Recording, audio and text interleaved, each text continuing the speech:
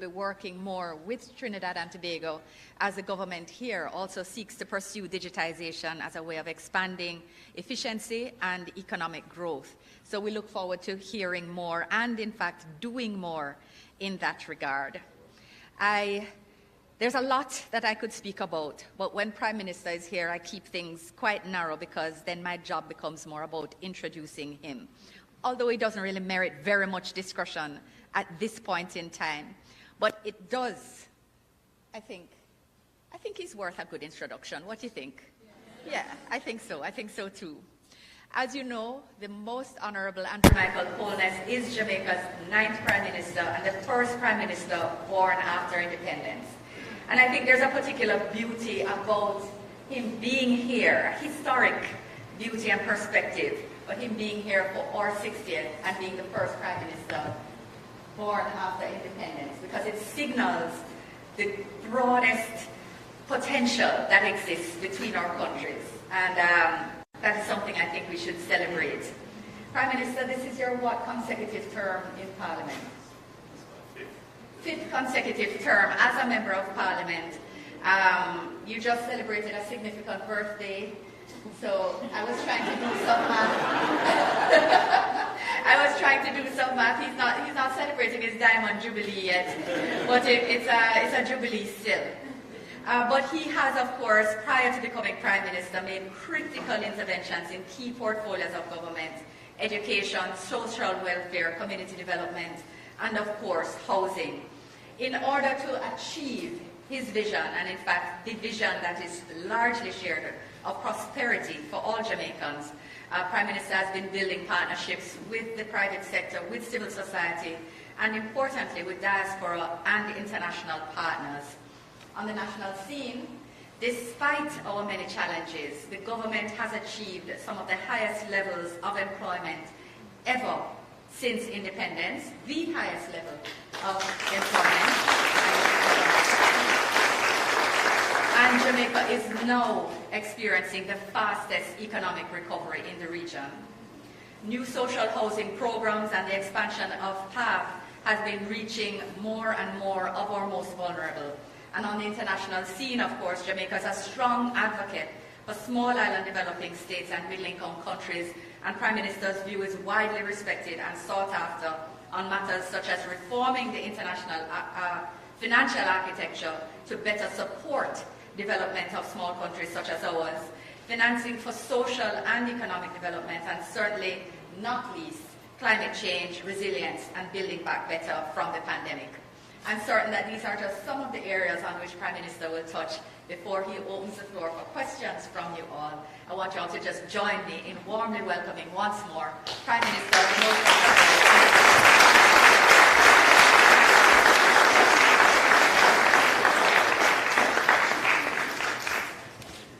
Thank you, Minister Johnson-Smith, and let me say that she is one of the hardest working, smartest Minister of Foreign Affairs any Prime Minister or President has.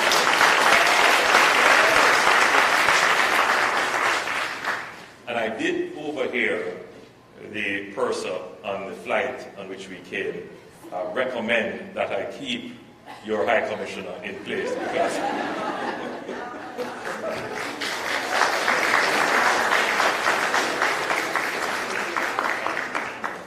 did I tell you how beautiful you all look and how happy I am to see you here? In case I didn't, let me say, you all look very beautiful, and I'm very happy to be here with you to share what is happening in Jamaica. The purpose of my visit is ostensibly to celebrate with Trinidad and Tobago their 60th anniversary of independence, and to conduct bilateral discussions while we're here. But to give you some context, 6 years ago, the relationship between Jamaica and Trinidad was not as it was or as it is today.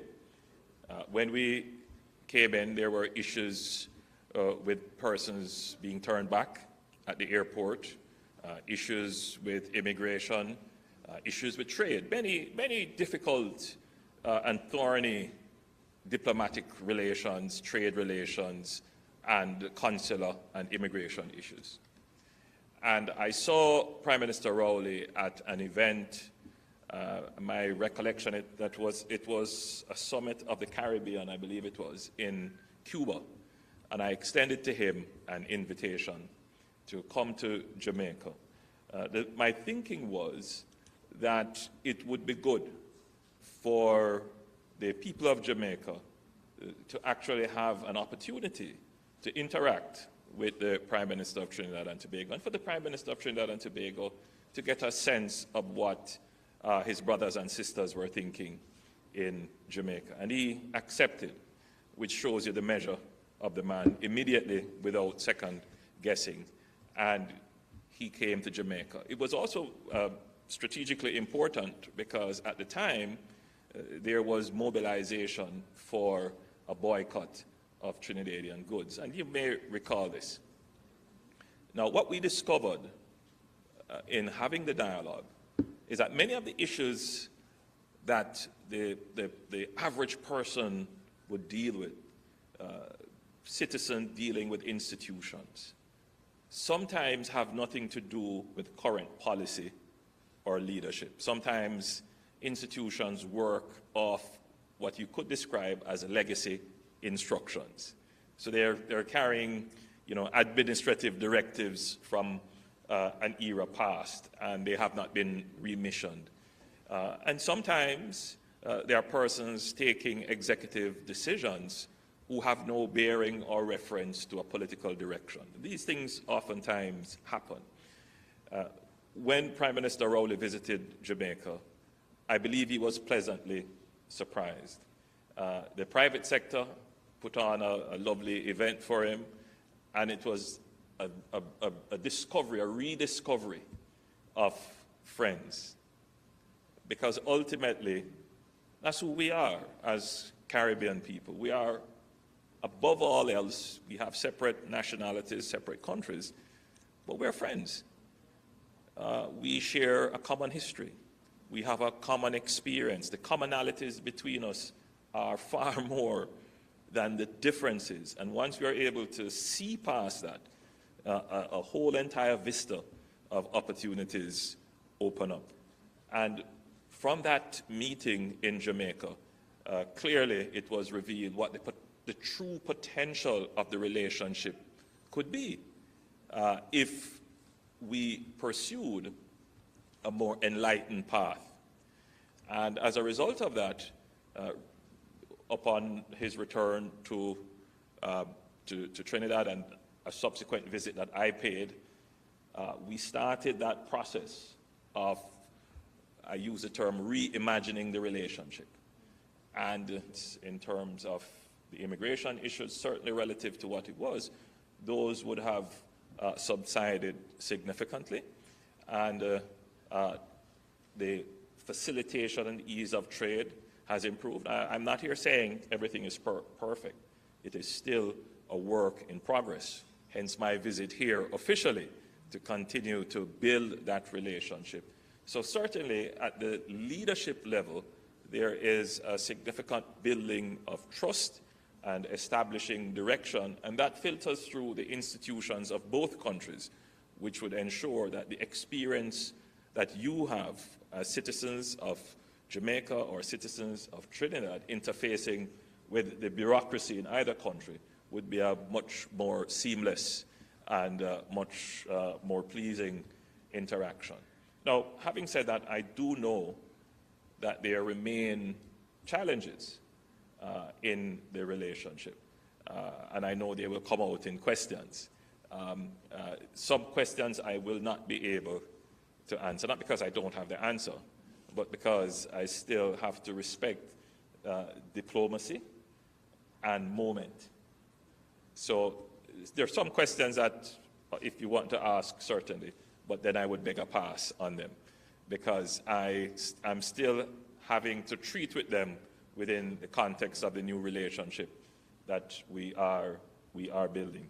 And I'm saying that to say that the issues that you are facing I can't say I'm aware of all of them, but most of them would have made their way to me by some means or the other. Not all through the High Commissioner. But we pay attention to what is happening with our diaspora all over the world, and people have reached out to us directly. So we understand, and what we're trying to do is work them through this process that we have established. Having said that, I just wanted to say, in case there was any concern, that Jamaica loves and continually embraces its diaspora. It is a valuable asset for Jamaica. And sometimes we hear comments being said. There was a comment recently in our local papers, and I know all of you follow local media. And so I'm going to be diplomatically assuming that all of you read those comments about the courageousness of the diaspora.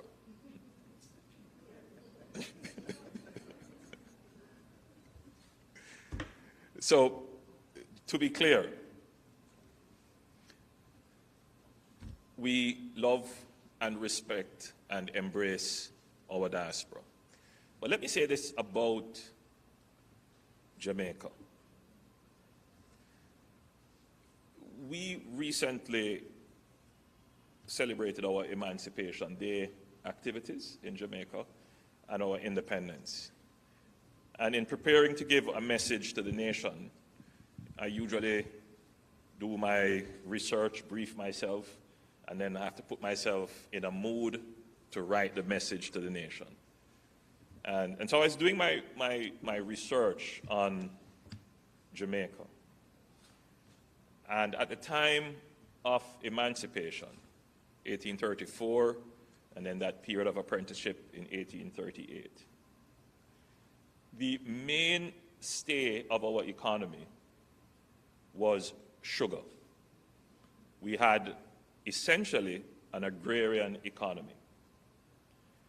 And all of that labor, which was forced enslaved, was absorbed into the agrarian economy. At the end of the slave period, the enslaved, our forefathers, left the plantation. Some of them, not all, and went to create free villages or to strike out on their own. But just, cast your mind back to that point. The only thing that was out there was land. There was no job. There was no education to speak of. Yes, there were churches that tried to give basic education. But just imagine, from that period of time, moving 170 odd years onwards, people having no economic opportunity. But worst of all, no endowment. They didn't leave the plantation with a payment of compensation. The British compensated the planters for the loss of slave labor. But the slaves leaving the plantation got no compensation, no endowment. They got nothing with which to start life. And it's not so far away. It's not so many generations ago. My grandmother would have known her grandmother in slavery. It's not so long ago. So if you're looking to understand our current context, and I'm speaking now specifically for Jamaica, you would understand that our people had to migrate to find better opportunities. We just had to. Our agrarian economy could not absorb all the labor. And several things happened during that period of time, from emancipation to independence. One of them was the decline of sugar. So as sugar declined, it needed less labor. And then the other thing was in 1933, we had the Great Depression, which meant that for 10 years of the Great Depression, the Jamaican economy significantly declined. How would the people of Jamaica survive? How? With no economy to absorb their labor. Well, many of them left to build the Panama Canal. Today they will say, oh, many Barbadians helped to build the Panama Canal. That's not quite accurate. The ship that took the labor to Panama came from Jamaica, stopped in Barbados for refueling and food, and then headed to the Panama Canal. Thousands of Jamaicans went there.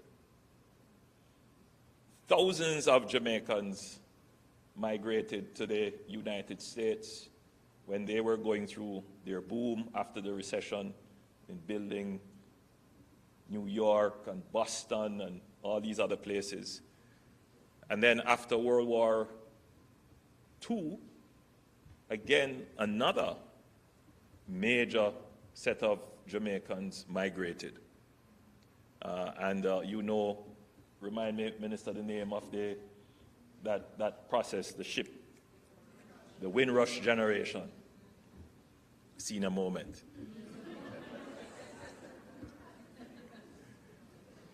Windrush. And so we have always been a migratory people, precisely because our economy just could not absorb all the labor that we had. And we had another period of mass migration again in the 70s. So the concept of Jamaica could never be a geographically defined one. It just could never be, because our people have been migrating even before the emancipation, the end of slavery. Some of you may know about the story of Bookman. Bookman was a Jamaican slave in the parish of St. James. And he fled Jamaica to Haiti. He would be described as a mystic, a spiritual man. And he inspired Toussaint Louverture, who started the French Revolution. He was a part of it. The Haitian Revolution, forgive me. Again, another senior moment. I was just testing to see if you were listening. We've had Marcus Garvey, and his story is so incredible. Again, he fled Jamaica. Not fled is not the right word, but he left Jamaica. Political issues, but also economic issues. And he went to the United States and led a revolution of awareness for black people. Up until this day, people don't, give credit to Marcus Garvey, that he was the first black person to list a company on the New York Stock Exchange. Marcus Garvey, Black Starliner. It is because of Marcus Garvey why, the liberation struggle in Africa took shape. Pan-Africanism, Ghana, and all these other countries. And we have been constantly exporting talent. Miss Lou, Bob Marley, and you can name it, right? That's Jamaica. We are exporting our talent, our people. There's just something about the Jamaican society, something about our struggle that gives us a distinct place in the world. that even though our economy has not performed as how we have wanted it, but there is just something in our history and our struggle and carried in our society that has made us the voice against oppression in the world, that speaks out against unfairness, that gives voice to the timid and downtrodden. It's just something about our struggles.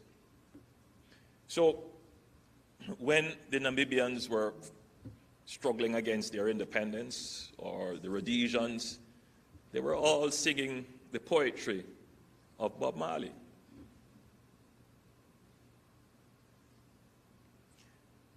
In the 1970s, many Jamaicans left.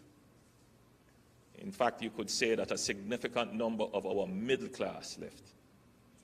So if you look at Cayman, for example, a large part of the Caymanian society are Jamaicans who migrated in the 70s.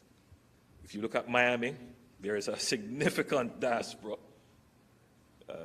So we have had these phases of the exporting of our people into other countries and other societies.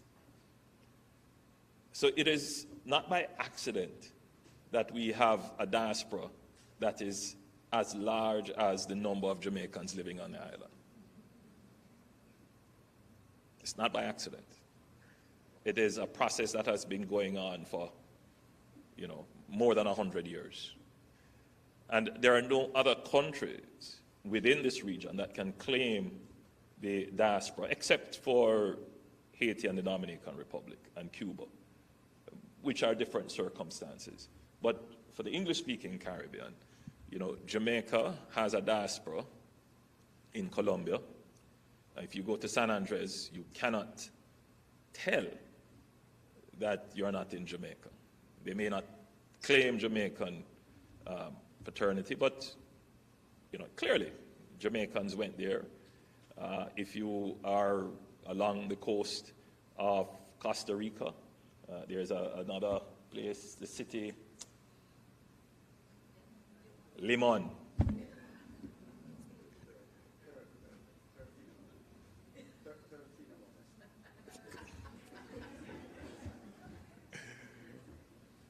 In Panama, you have Jamaicans there.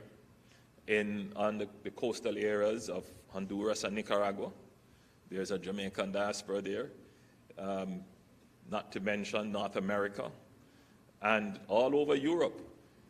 And it is surprising, whenever I travel, I'm able to host a diaspora meeting. I'm able to host a diaspora meeting in China, in South Korea, in Japan.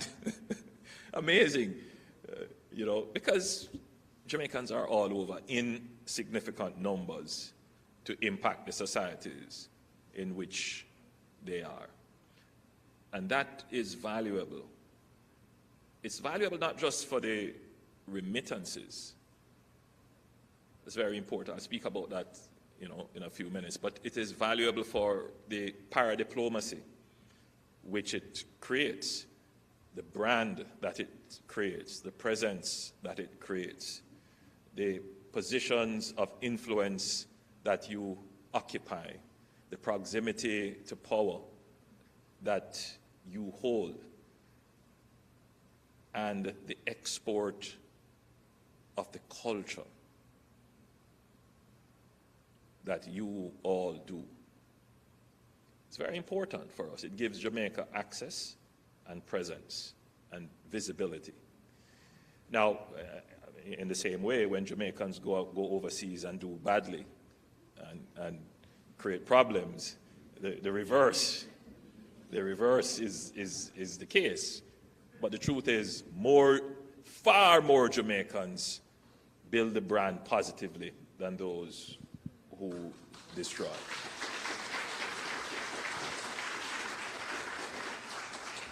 So that is something that we have to embrace. We have to embrace it. Because, let's face it, Jamaica is a net exporter of talent. And I said that at a certain place recently, where I was sitting opposite the Vice President of the United States. And she paused for a while, and then she laughed. Obviously, her father is a Jamaican. And look at that. Right? So Jamaica is a net exporter of talents. Our present phase of economic difficulties will drive, a new wave of migration. And it's not just the economic issues, it's just the quality of life issues that we face, compounded by the COVID-19 pandemic. And it is not just what is happening in Jamaica, it is what is happening right across the world. So I don't know if you've been following the news that Jamaican teachers are seeking employment overseas.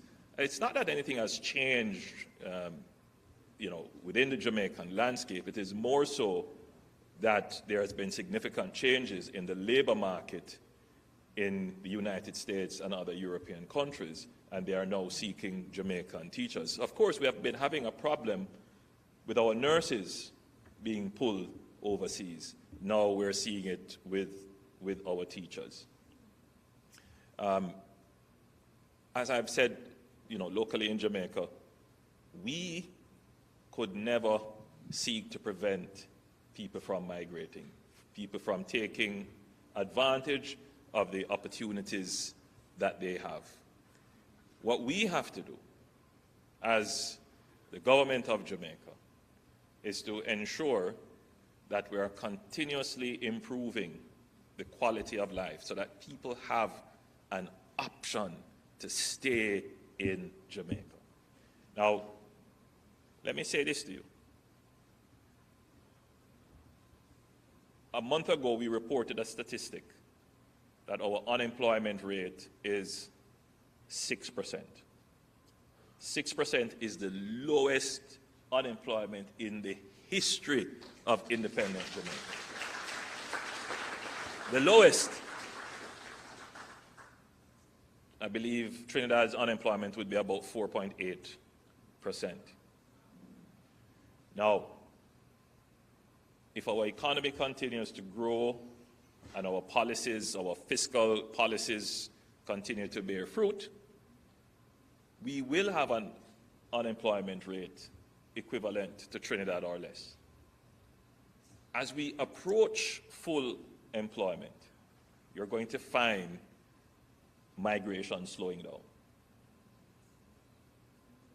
Now, I don't know if you are seeing the point I'm making. For the first time in Jamaica's history, our economy is absorbing all the labor we can get. I want you to appreciate the profundity of that point. 6 years ago, 8 years ago, we were at 13.5% unemployment. So we are on a trajectory which is happening because our economy is changing. The Jamaican economy is changing for the better. What is the profile of that change? Firstly, Jamaica has put in place measures for fiscal sustainability.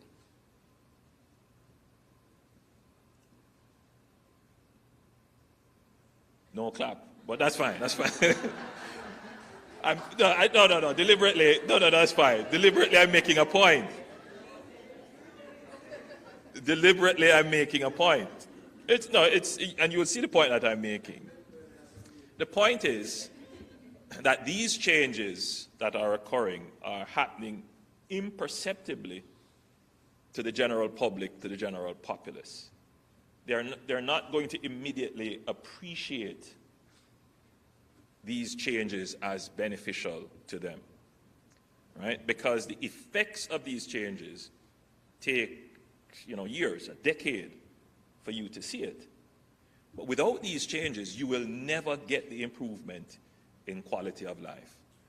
So one of the things that has plagued Jamaica since our independence is the lack of fiscal discipline. All right? Jamaica has borrowed to develop.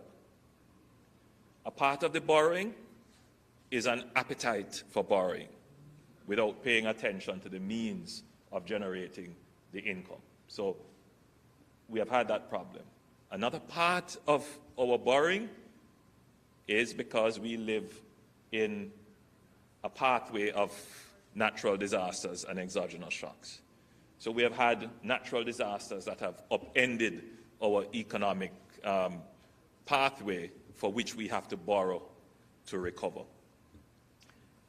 And we borrow because we have had external economic shocks which have just upended all our plans. For example, oil prices increased in the 70s, or commodity price increases, or a fallout in bauxite revenues. How many of you recall those fallouts? Some of you in the room would. And those fallouts would have either eaten up revenue or taken away revenue. And how do we survive? How do we continue to pay the teachers, the nurses, keep the schools open? We borrow. But some of the borrowing is as a result of our own profligacy and inefficiency. And you will recall FinSac, bad policy, which socialized a massive part of our debt. So we ended up at a point where, we had to face this reality of poor management of the economy when we had a debt of about 150% of our GDP. Today, our debt is roughly about 94% of GDP, and we are on a pathway to getting that down. We're on a pathway to getting that down to about 68% of GDP, and we're quite well on that pathway. Now, we have had two major external shocks in 2 years. We have had a pandemic where we had to shut down our tourism. In fact, tourism went down to almost zero, and we had to pay out more. We had to pay, as I'm sure Trinidad did, we had to give cushioning subsidies for employment, for persons who are vulnerable. And then we had a massive oil shock, an inflationary shock in food and fuel. Now, in all of that, Jamaica did not borrow.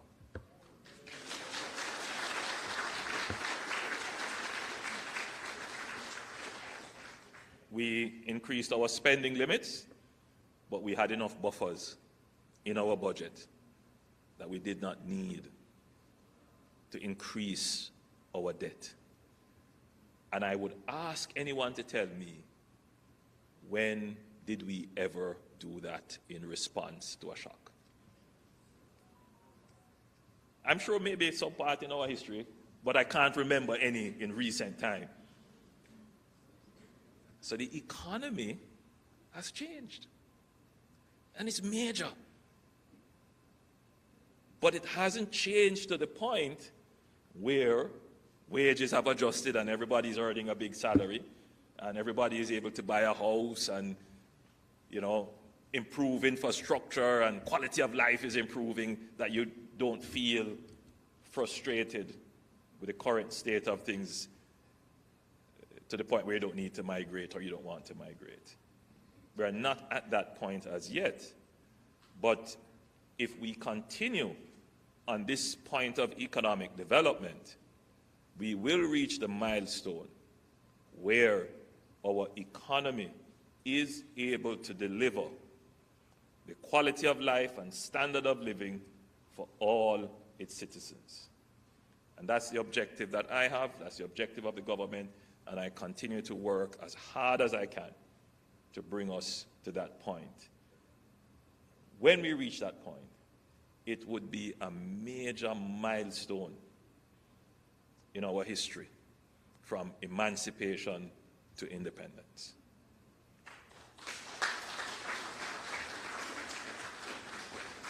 And that is what we're working for. That's the essence of the struggle. That's the essence of the struggle, right? To build that economy. So, Norman Manley said it best, that when we got our independence, he said, listen, we have achieved our political independence. Now it's time to focus on our economic independence. And that is my mantra, that's my motto, that's my focus. I'm focusing on Jamaica's economic independence. So for me, the political issues must serve our economic development.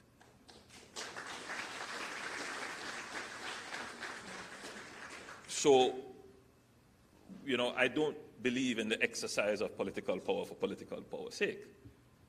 At the end of the day, people's quality of life and ability to self-fulfill must be improved by engaging in politics. So,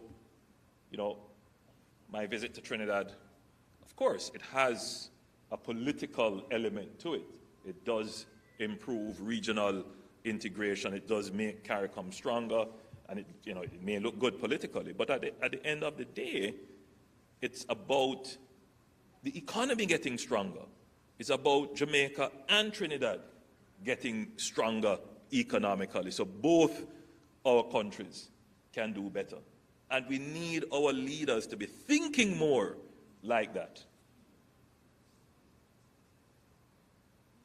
We need our leaders to be thinking more about the economy and getting our economy stronger.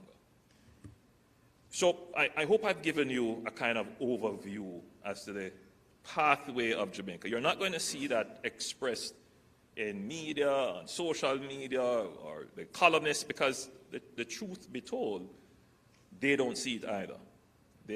Many of them are not appreciating the direction, because unfortunately, there is a way of thinking which permeates the Caribbean narrative, which has to be carefully and slowly dismantled with the new perspective and the new facts. And that can only happen by putting forward the results. No one can argue that unemployment has moved from 13% to 6%. No one can argue that Jamaica grew by 5.7% in the last quarter. No one can argue with the fact that our debt was at 150, now it's at 94, heading to 80, heading to 68. No one can argue with those. Those are facts showing a transformation. Nobody can argue with the fiscal management of the country. But there is one obstacle that we have to overcome. And again, it is rooted in our history. And that is violence. So part of the discussion between myself and Prime Minister Rowley, because Trinidad is facing its own challenges with violence, is how do we treat with this? How do we treat with violence? Eh? So I suspect you would be thinking that I would be saying crime. Crime and violence are usually treated together. But there's just something unique about the pathology of crime in countries like Jamaica and Trinidad. And that is the predominance of violence in crime.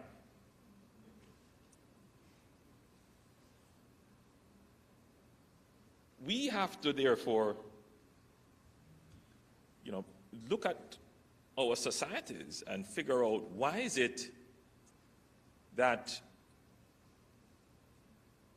our people, and it's not just young people, it's just through all generations, are using violence, the infliction of pain or physical force, to get compliance.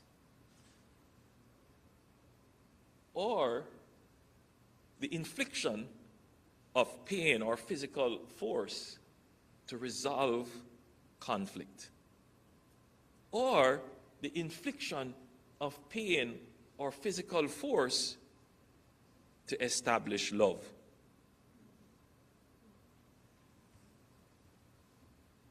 I've said it in these ways to kind of, give you a different perspective on it, because all I've said is the infliction of his physical pain or force in the discipline of a child. That is to try and get a result for compliance. The infliction of physical pain or force to resolve a conflict. That's what happens. Two people have an argument. One goes home for a gun and comes back and shoots the other. Conflict resolved.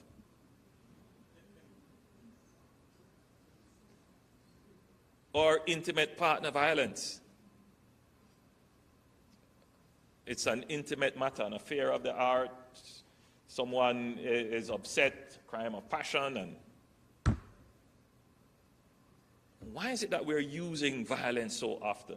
Violence, the infliction of force, is, one of the leading causes of the loss of life in the region.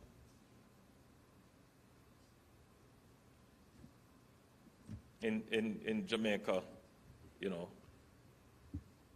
you have a higher chance of being murdered than by being hit by a car.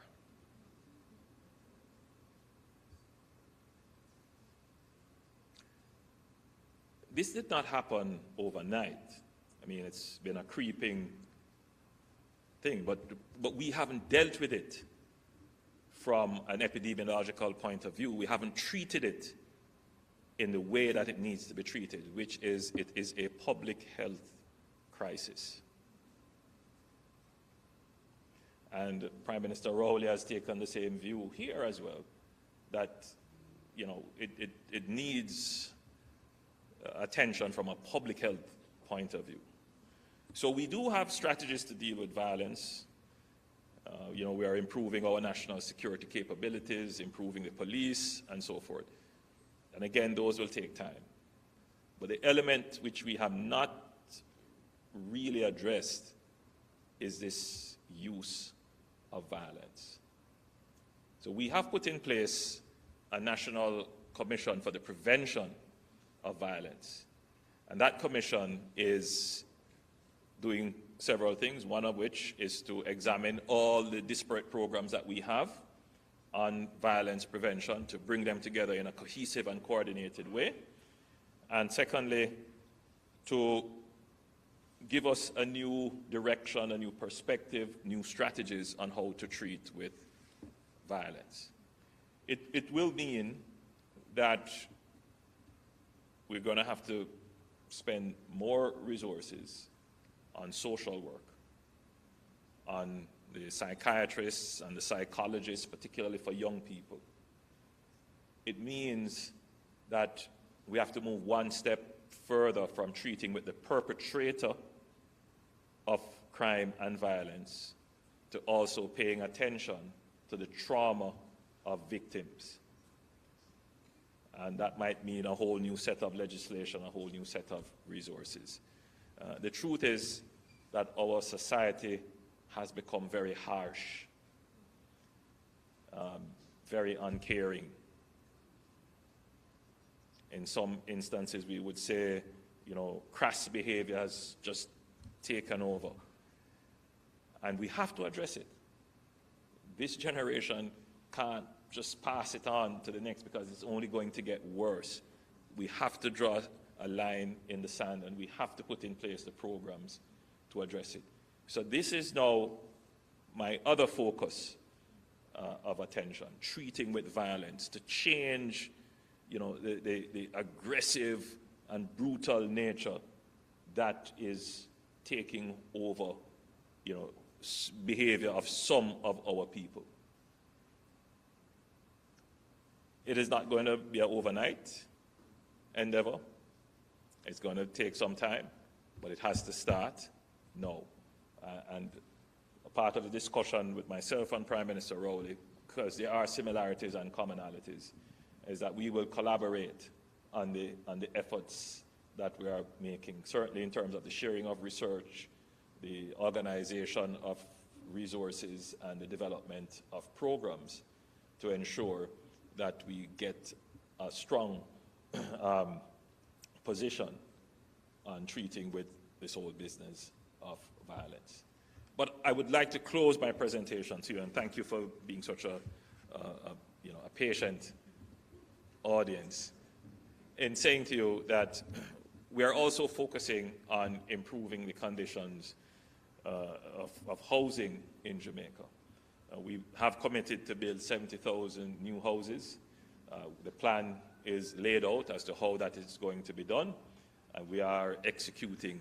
I've made it a point of duty that every week I'm out in the field handing over keys or breaking ground for new housing solutions, and it is having an impact. So, ladies and gentlemen, I think I'll pause there and prepare myself for your many questions.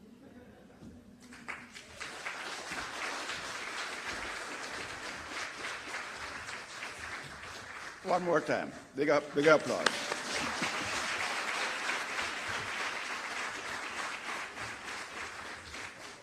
Okay, the Prime Minister is going to take some questions. I'm going to ask you to go to that mic, just say your name and ask your question.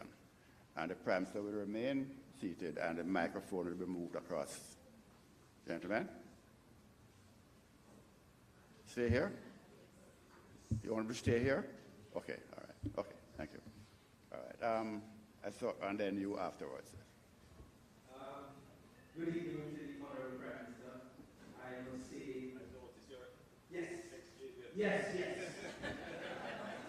So that they have served well, and I just want to say congratulations to you, sir, on your stewardship. I mean, as a Jamaican who has left Jamaica 22 years ago, I will say they continue to follow progress and what has been happening in Jamaica. But there are two things that is really close to my heart. Sorry, my name is Dwight Williams. I'm the Chief Executive Officer of Hella Security. I'm the one who provides security for the embassy here in Trinidad. There are two issues that I'd love to bring to your attention.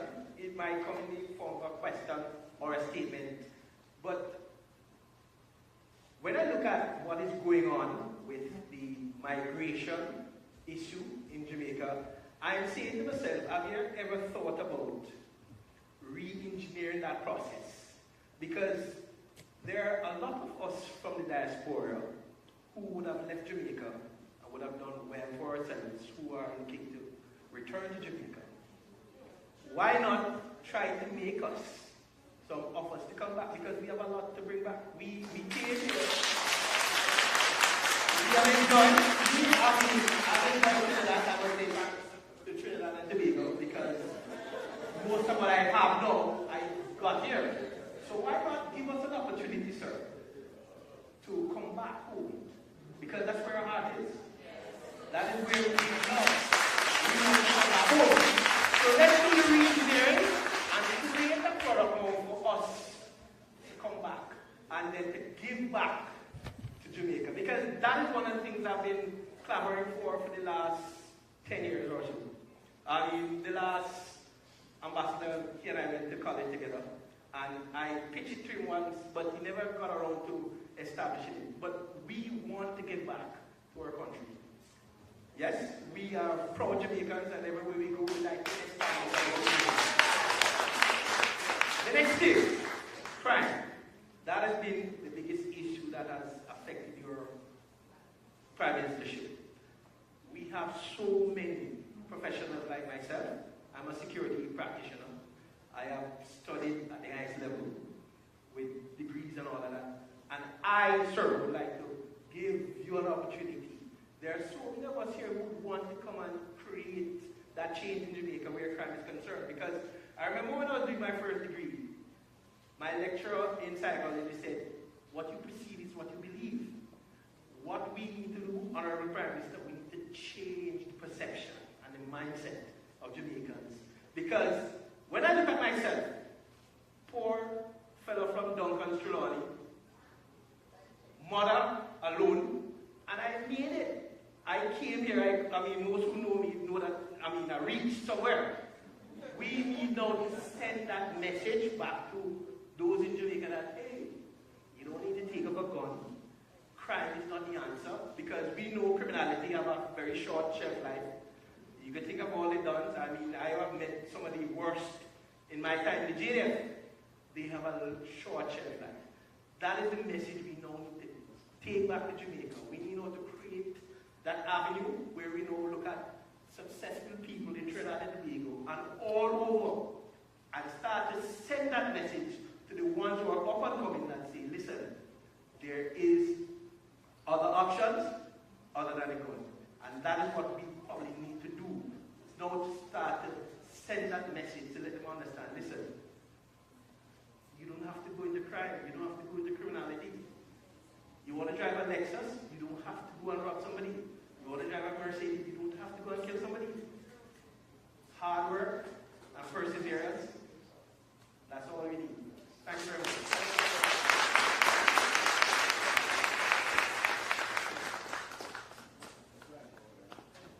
Honorable Prime Minister and your team, Sister, God bless you. I think it's a fitting, I'm going to make just a comment and a charge for 60 years.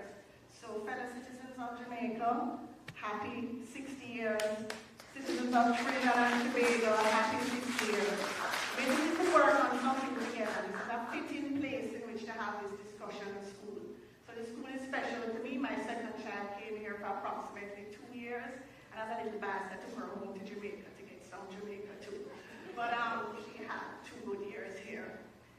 I am a practitioner in the field of psychology, and I specialize in children, teen, and young adults development. And when I say young adults, up to about 25. Because biologically, the child is still a child. In thinking, adult thinking is somewhere between 25 and 30. So have patience with you young adults. But I say this, we talk about violence, but there are things that we do as adults that's violent to the child. Some of our very systems, no disrespect to school, I'm not arguing whether it's the school's fault or the family's fault, but certainly we want to live in peace and security, and the children would like you to know this. I've interacted with Vision on Mission here with youngsters who were in criminality, and then Wayne Chance, God bless his soul, ex-con who made, a significant contribution to Trinidad and Tobago in working with and understanding why crime. So violence is anything against self or others. I like when you spoke about the public health approach, but there are 3 key areas, structural areas in education that I consider violent. SEA and GSAT. There's no violence to the child. I'm telling you, no, seriously. There's no violence mentally for the child. Right? I'm not good enough to go to a good school. Jamaica shares that. Trinidad and Tobago shares that. Science, there's a good information now, people. Boys, science shows that boys are most ready to sit down, settle, and challenge and do well by the brain. Neuropsychology can check it out. At 16 years old. So when the boy is considered a graduate because of our old British system, at 16 he's most ready to do well.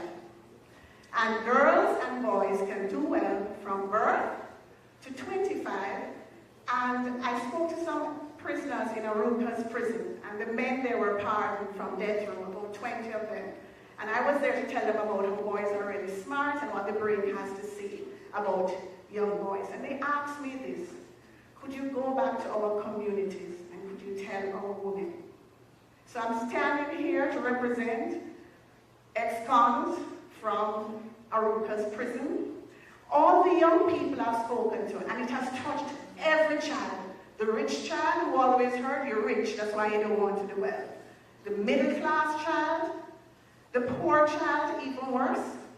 No matter what religion, what color, and what race, the human need is to feel a sense of I am doing well and to have hope. And in 60 years, Trinidad and Tobago, Jamaica, I hear Prime Minister Motley speaking. She's speaking not too badly at all about education. It's time to take the child from 3 to 18 or even 19, unbroken, no ability sorting. No, you don't go to a good place, because these are the young men and women who have an issue. God bless you. Take care.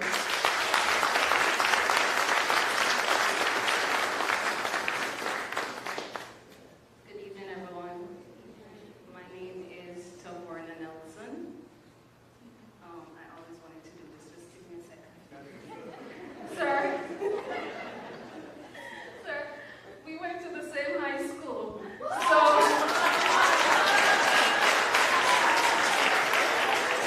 hold on, make sure you capture this one. Prior work. Conquer zone. All right. So firstly, congratulations on the Kingston Logistic Park Global Cargo Transshipment and Logistic Management Initiative. Congratulations on that one. I have a question for you. In 2020, your administration launched an initiative where you guys are thinking about building more prisons. Are there any, what are the updates on that? Well, we didn't launch an initiative to build more prisons. I mean, to be frank with you, I think any society would want to build less prisons. Okay.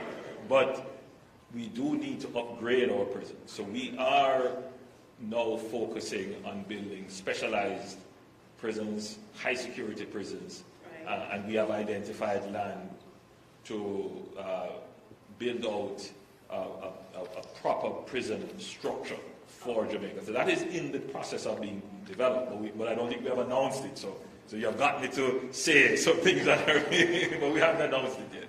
I'll look out for the updates via the media. My next question is, sir, are there any buffers, subsidies, bursary, or scholarship, aside from SBL for regional students studying here? Anything at all, sir?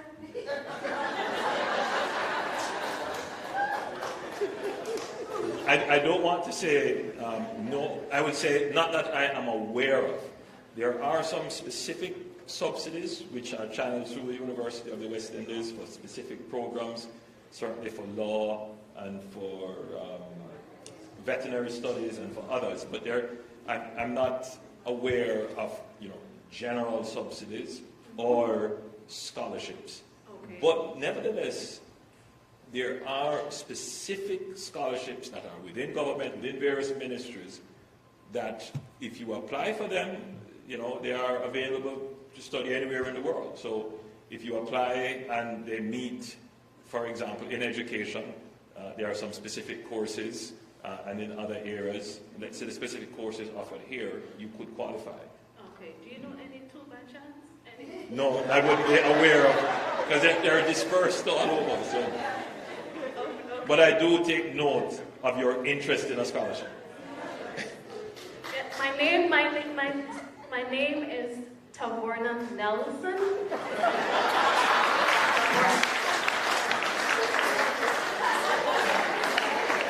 Thank you, sir. Thank you. Oh, the last question. Thank you, Can I Tawarna. take a selfie with you after? Of course, of course.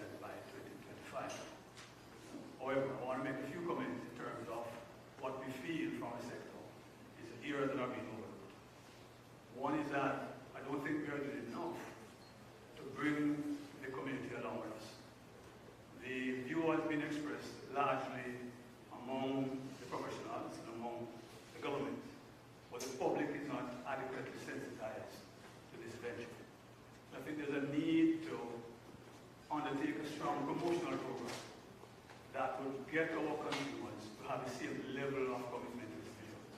In fact, what we are promoting is that the government seeks to have consumers themselves commit to this 25 by 25 by seeking to reduce their own consumption of imported food. In fact, signing an agreement with themselves to show their commitment to this. We think if that's not done, then the demand for domestic production and to get people to move away from a traditional consumption of imports is not going to be there to drive this whole vision. So that's number one. Number two, we think there's also a need for us to focus more on what we see as the need to bring not just the individual but the household into this vision and to get what has been developed across some of the countries in terms of household production. Where that is being advocated, we don't see similar programs being developed to support that. So for example, here in Trinidad, there has been an interest of many consumers to get involved in backyard gardening, but there is not the support for that. Sorry, in? For backyard. Oh, backyard gardening. Yeah. And I know that in the case of Jamaica, we have tried. I used to work in the ministry there, in fact. In the late 80s and 90s, we tried that. Again, there was not enough support for the program. So I think that's another area that we need to focus on. So in addition to developing the commercial aspect, particularly I see Jamaica moving very quickly to develop these agro-parks, which we believe are very good business models for other countries to adopt. We think that needs to be widened and more emphasis needs to be placed on investment in infrastructure, particularly in water management. There's no way we're going to achieve these objectives, laudable as they are, if we do not invest in water management. If we produce food without soil, we can't produce without water, and not enough is being done in investing in that area of agribusiness development. So we are willing in the agribusiness sector, in fact the Caribbean Agribusiness Association, including our office in Jamaica, would like to meet with your minister to lay out a program that we have developed to bring on stream the small and medium-sized farmers into this program. Under the current arrangement, we have just signed an MOU with the CPSO. We are carved out responsible for leading the charge with respect to getting our small farmers to continue to expand their production to achieve this goal. But it needs to be done in a joint venture with the government. The investment in infrastructure, in R&D, in expanding the agro-processing infrastructure in particular. Producing more food without agro-processing infrastructure will not work. So we'd like very much to have the opportunity, our officers in Jamaica would like to meet with your ministry and to So I'll take your number and I will ensure that Minister Charles is in touch. Look forward to that, Minister. And once again, congratulations. Thank you.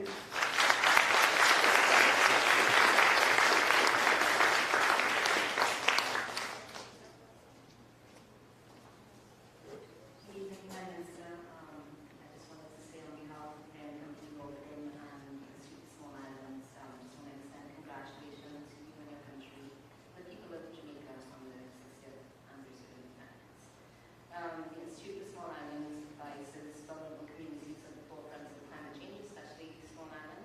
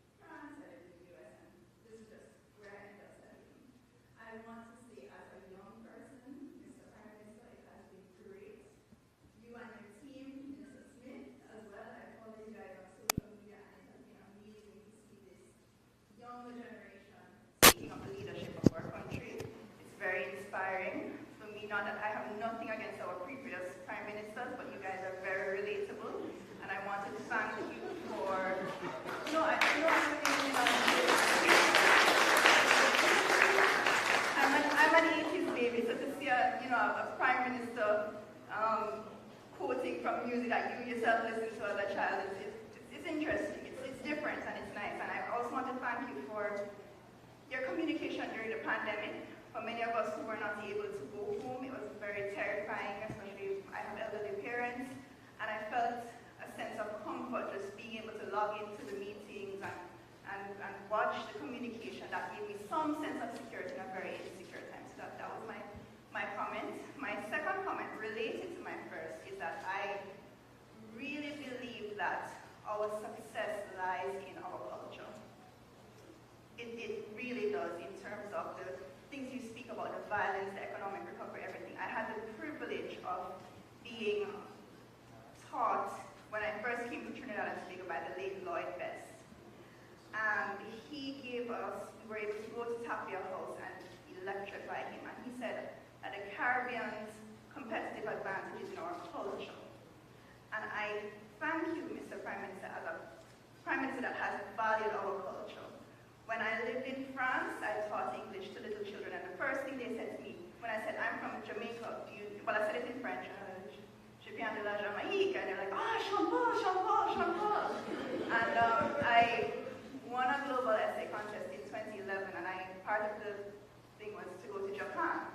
And when I went to present in Japan to dignitaries and everything, and we had a reception afterwards. And I was representing Jamaica because it was a global contest. And they said, Jamaica, you've seen bullets. And so I just want to encourage you to continue what you're doing in terms of promoting our culture and our people. Because for many of us, like you said, Jamaica is never far from our hearts. Living here does not mean that we don't love Jamaica. Some people make it as if you leave your country, it's you're a traitor, but it's far from it. I think at least with Jamaicans, maybe for other people, but that's not the case for Jamaicans. I believe that our people are our greatest assets, and I love what you are doing in terms of our culture and using our cultural industries. So my question is, it comes from John F. Kennedy's quote, ask not what your country can do for you, but what you can do for your country. I'm asking you, Mr. Prime Minister, what can I, as a Jamaican, I may or may not return to Jamaica, I don't know. It's just the world we're living in. But no matter where I roam, Jamaica is my home. What can I, as a young Jamaican, God spare life, that has several years left, what can I, as a Jamaican, living in Trinidad and Tobago, do for my country?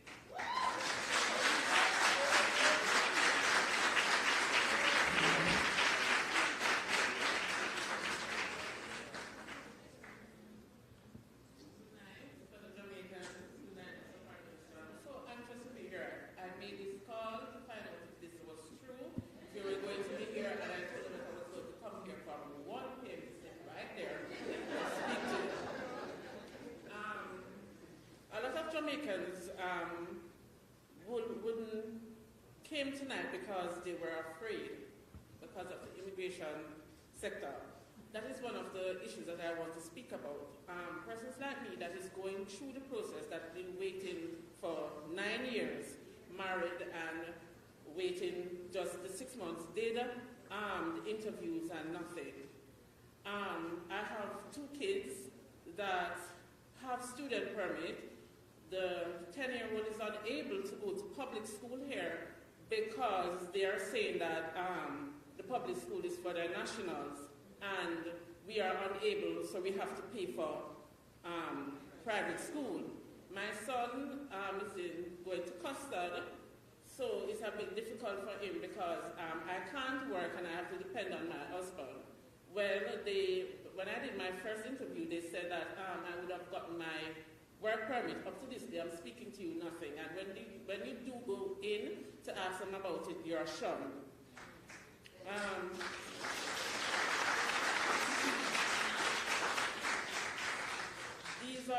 These are matters that really don't want but need to address. Everybody may come up and say, but these are what Jamaicans out there that are crying out for help. I registered a business here, and I went during the pandemic just to keep going so we wouldn't be put out the house with 2 kids. right? And I registered a business here online, and I went to the channel of getting some help and going to the lawyer to try to get my business up and running online, and I was turned down by Foreign Affairs saying that I'm not qualified, right? And I think that it was, my heart just deeply went down because it was everything that we tried as Jamaican here, it is going downhill, and those are the needed issues that need to be addressed more than certain things, because we Jamaicans out here is really crying for help, Mr. Prime Minister.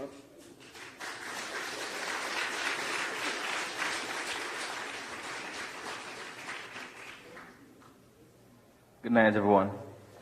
My name is Alvin Brown. I'm the co-founder of Jamaicans in Trinidad and Tobago, otherwise known as Jamming in TNT. It's kind of low. Right, so I must commend you on the economy. You guys have been doing really good on that. That goes without saying. It's heavy, the head that wears the crown. My major concern, is the current concern of many of us here, is crime. Currently, there was a study from Dr. Michael Coombs that stated in Jamaica that 90% of gang members come from fatherless homes. 85% of youth in prison come from fatherless homes. 70% of teenage pregnancies come from fatherless homes. So we are talking about culture, and of course there are subcultures, and a subculture that exists is the lack of men in homes and the effect that has on crime. We also mentioned the fact that there are things that we can do as Jamaicans outside of Jamaica to assist Jamaica. I'm currently working on something that that focuses on encouraging youth to be responsible. And I'd like to, if possible, to speak with you afterwards concerning that. See how we can dialogue, because we often complain about situations, but whenever we put our minds together, and I'll say this, it's not the first time I've requested to assist, not on this in particular. So please take my my open hand this time.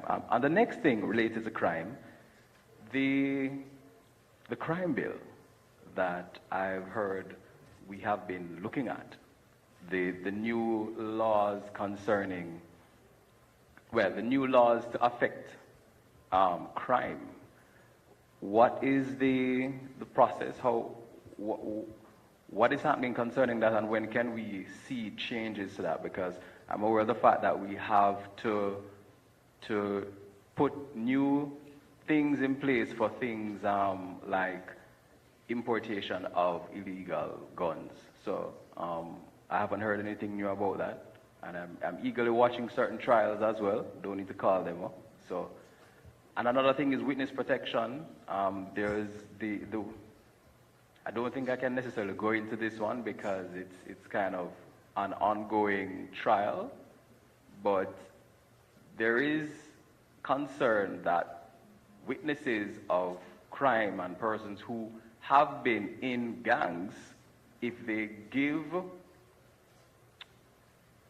testimony, will they be protected? Because if I am a little man out there and nobody pays me any mind, if the gang member himself goes and risks his life to now speak about crime, will he be protected? Thanks.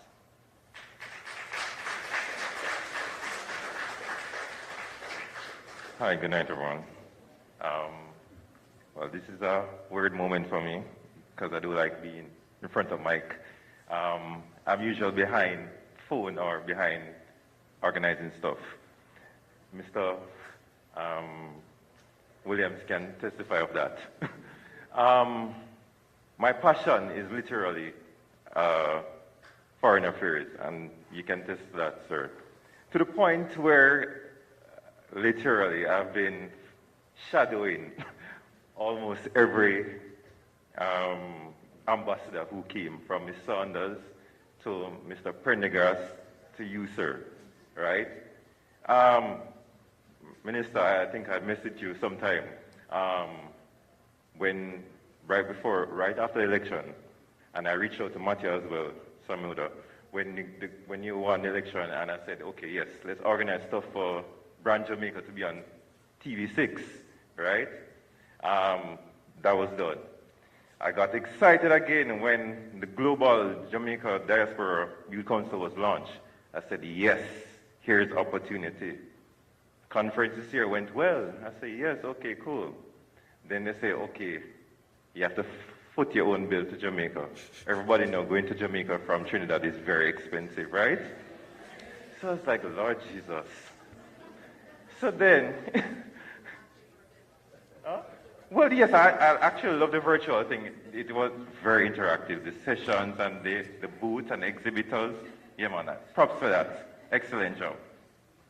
My question to you, Minister, is the fact that in the Youth Council group, there's no representation in the Caribbean. There's only U.S., which is headed by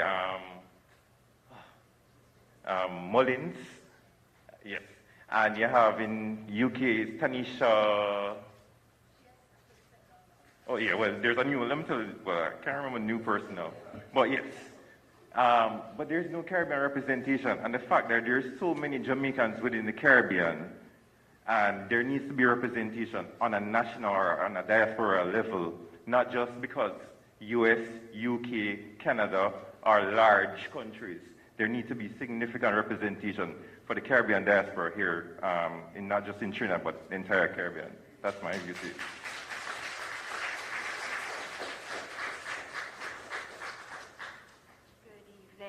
Prime Minister, Minister, High Commissioner. My name is Indira Couch, as in sofa, and I am one of those unusual persons. I'm a wannabe Jamaican. Because everybody wants to be Jamaican, right? Don't? Don't.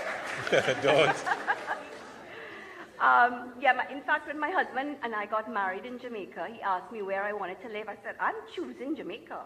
I'm not going back to Trinidad. And hence my love for Jamaica. I said Jamaica never run me, and I chose to come back here for personal reasons a few years ago. First of all, I wanted to say, Prime Minister, that I was so inspired by, how you spoke and, and specifically what really struck me was your attention to the point about dismantling the mindset. I think that is so important. I've not heard that from any other leader in our Caribbean waters, so I want to recognize you for that, because it is. And because I believe that is really the crux of so many things. It's how we see things, because when we can change the way that we see things, because it really starts with us. When you change the way you look at things, the things you look at change. Yeah?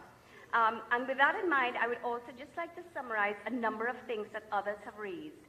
But when I was in Jamaica and I was working with the IDB, there was a project I was working on. I worked with the IDB before I decided I wanted to teach people how to fish instead of giving fish. So I decided to open a business, which I ran very successfully with my husband. If you ever know of Pick a Pepper, which you do. Yes. Right, the mango sauces, that was our blood and sweat and tears. Which we then sold to Pick a Pepper. So now, while I was with the IDB, I did a lot of projects. And in the community, we were putting up, the funding for that time was for a community center. But when I went in with my team and we did the log frame, what the community really needed was parenting skills. Now, I've heard you speak about violence, and I've heard you speak about a number of things. What I think is really pressing, and I would love for us in Trinidad and Tobago as well, to attend to this really important issue, parenting skills. Okay, so that's my contribution. Thank you very much.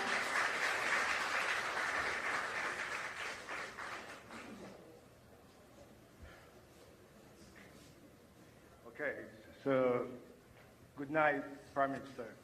My name is Michael Nelson. I'm the owner of Trinidad Home Foods, and I'm primarily responsible for feeding a lot of our diaspora here in Trinidad. Unofficially.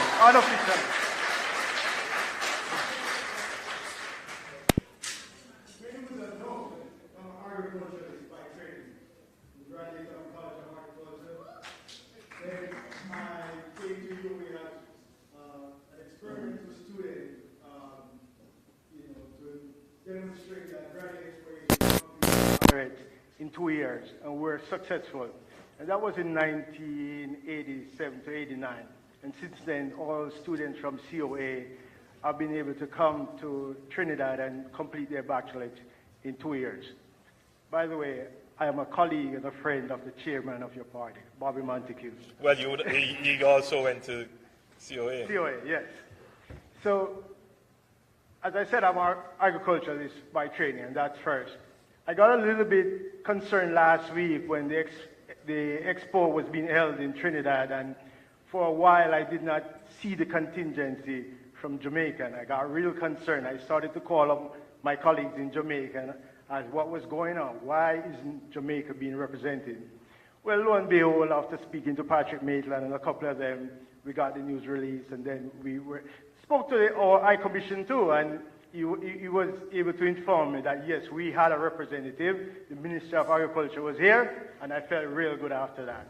As a matter of fact, he came to visit me personally at the expo, and I'm thankful for that. We had a very good conversation.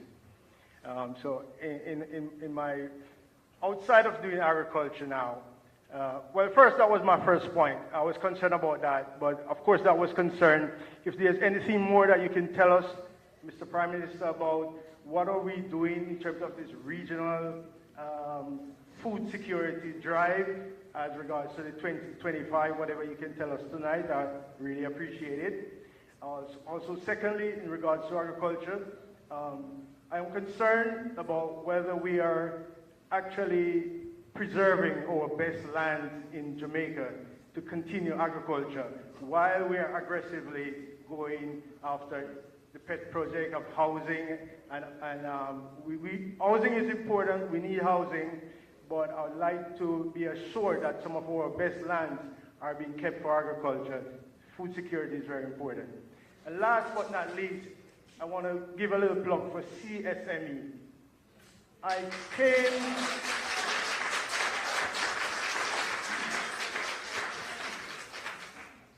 after finishing UA, I migrated to the United States, and I spent some time there.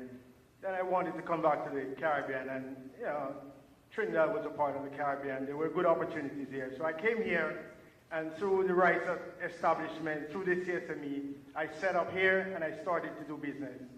I started very small. I was using about 5 pounds of flour per day to convert that into patties. Today I use 1.5 tons of flour per month, 1/2 ton of chicken, and 1/2 ton of beef, and convert that into our fast food, Jamaican patties. Okay? But if one measures success, then I've been doing this for 14 years. But the real success to me is the technical service or the technical workers that I was able to bring here from Jamaica, have them go to work, expand this diaspora, do well for themselves. That makes me proud. Makes me proud when a worker said, I have finished expanding my house. It makes me proud when a worker says, you know, my daughter passes for high school, but then 5 years later, he said, my daughter is finishing. Every year, he would make sure he secures the payment for that child's school fee. That was paramount. This time of the year, they are very busy putting together their money to send home to finish the child's education. That is what I measure my success by. Okay? So, the other thing that I want for you to be aware of being a part of the CSME program. In your host country, you are forced to be fiduciary responsible. You are forced to be financially responsible. So the government also benefits. I pay a lot of taxes here. When other businesses go around the corner, I have to pay all the taxes. My books have to be up to date, or else I'll never get another renewal. So that is a sort of benefit to you as a host country, you know, by the way. So I just want to say thank you all, and just to highlight that, but I I would be amiss if I didn't come here today and give a plug for CSME. It's a good thing.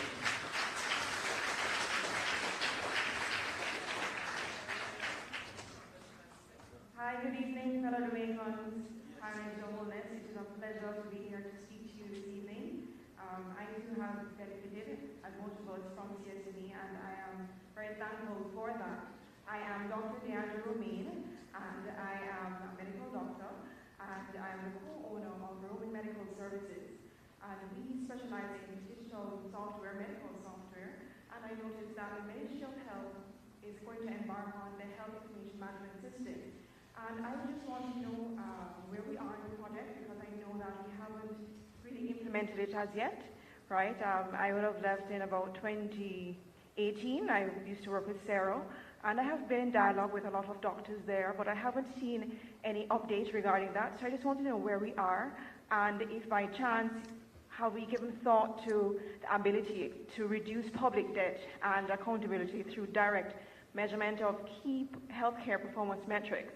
Because our company specializes in medical software. However, we like our clients to actually benefit economically from it, gain revenue, right? And we have reviewed the strategic plan for the HIMS system, and we noticed that it was projected to be at sort of about 2018. It was projected to have about 18 million US, and we know that we can develop software that is a fraction of the cost. So we wanted to know how we would be able to speak to the Ministry of Health, to Mr. Tufton or yourself, to see how we can integrate something that would be financially beneficial to Jamaica. Because I know you spoke a lot about the economics of Jamaica, and that is where you want to embark on. That is your mantra, your manifest, right? So we wanted to assist you in that, and we'd like to be in dialogue with you further to see how we can do that. Thank you. I noticed Minister Johnson Smith is writing, so she may get an update from Minister Tufton. But it's not something that I immediately have an answer for. That's so fine. I'll ask Minister Johnson Smith to try and send Minister Tufton a note. Maybe he can. Okay. We'd love to speak further on the matter. Thank you very much. Or Merle might speak with you.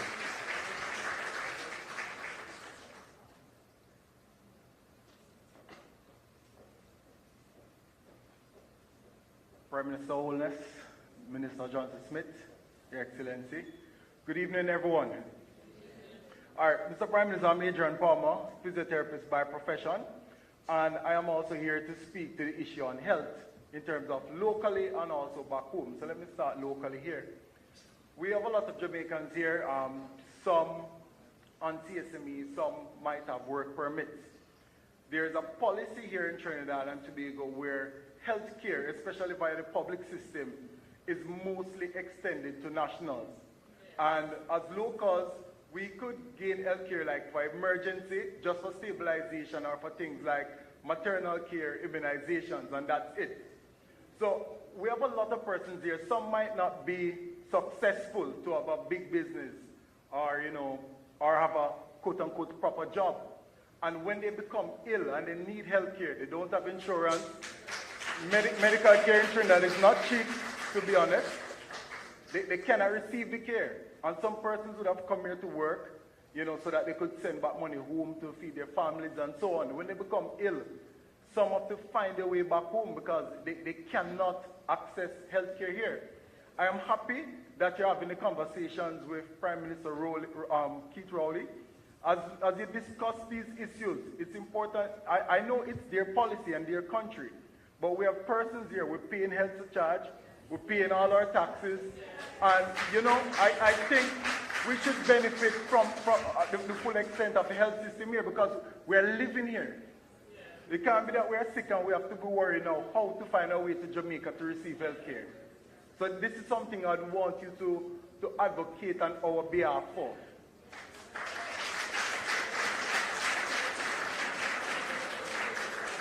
In the local context, I realize that the ministry is the Ministry of Health and Wellness. I noticed before the pandemic there was a drive for wellness. And I know that with COVID, things are dimmed down a bit. But even with this, I think there's more that needs to be done. Because when I look at the figures, Jamaica has one of the highest rates for diabetes and other non-communicable diseases. I see even where the mortality rate from CVAs, or what we call stroke, is practically double the murder rate. So it is indeed a problem. But we don't see where the Jamaican government is aggressive enough to implement policies that drive wellness. I hear the minister mentioning about getting more medication available for stroke patients. I don't think we should be focusing just on getting more medications, but we need more wellness, because in my opinion, prevention is still better than cure. Because when we look, and from an economic standpoint, the more ill and disabled people we have less people who are able to work and to become productive. So I think it's full time we start to look into policies that encourage better eating, more physical activity, and these kind of things. We're talking about it, but we are not seeing it. And those are just my two contributions.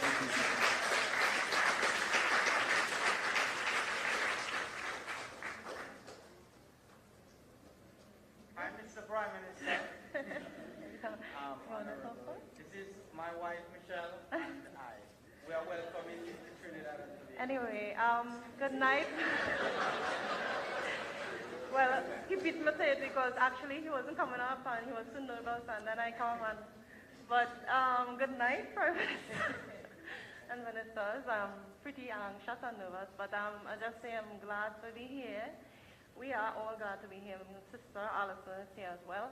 And I am a Trinidadian because I am married to a Jamaican. So I tell myself I'm a Trinidadian, right? And I'm just saying that I wanted to elaborate on certain things when coming to the embassy, and my heart goes to a lot of people, not just Jamaicans, but a lot of people that come here and it's the line and the paperwork and oh my gosh.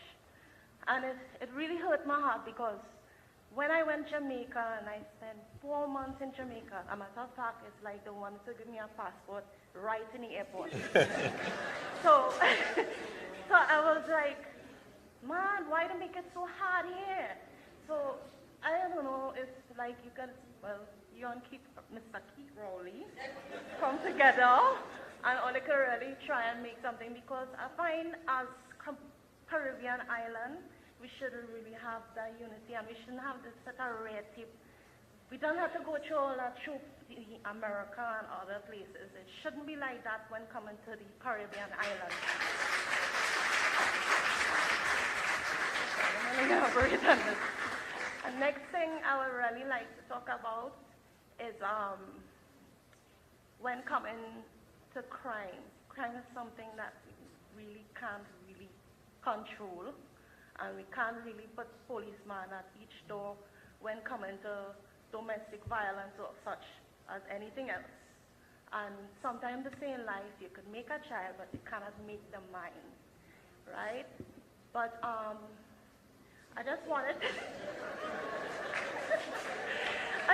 to say that, you know, one of the things that, not just for Jamaica, but for Trinidad or any Caribbean island, I find, or a matter of fact, all over the world, is that they should mandate agriculture.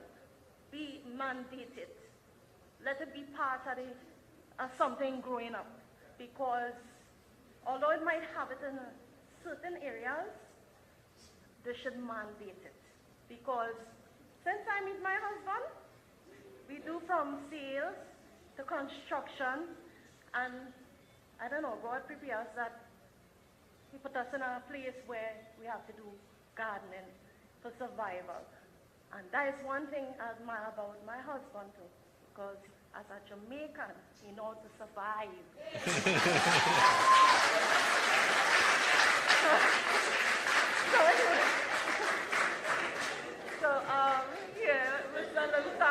Honorable Prime Minister, I just want to say that welcome to Trinidad, sir, but I think there's a topic we're all missed tonight, although everything that we have mentioned here is vital and important.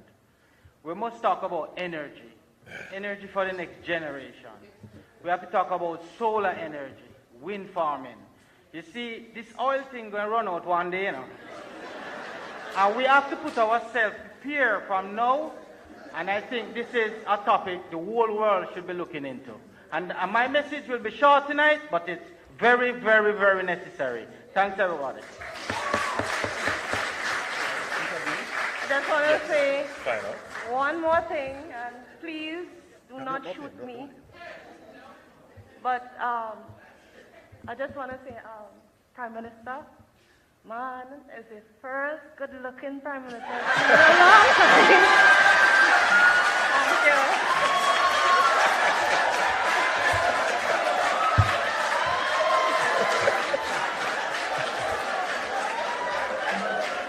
All right, ladies and gentlemen. All right. Last four questions. Last four. And I'm going to ask you, please, to keep it short. I have an agreement with Sister Renee that I'll be out of here by 8 o'clock. She will give us some more time, but not too much more time. So please keep the questions short.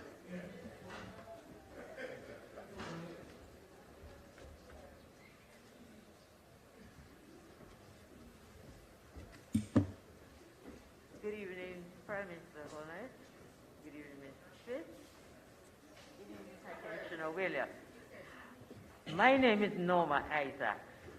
I came here 39 years ago on the behest of the Trinidad and Tobago government. I was brought on here on contract to be a land surveyor, or retired land surveyor. Anyway, long story short, I got my residency in 1987.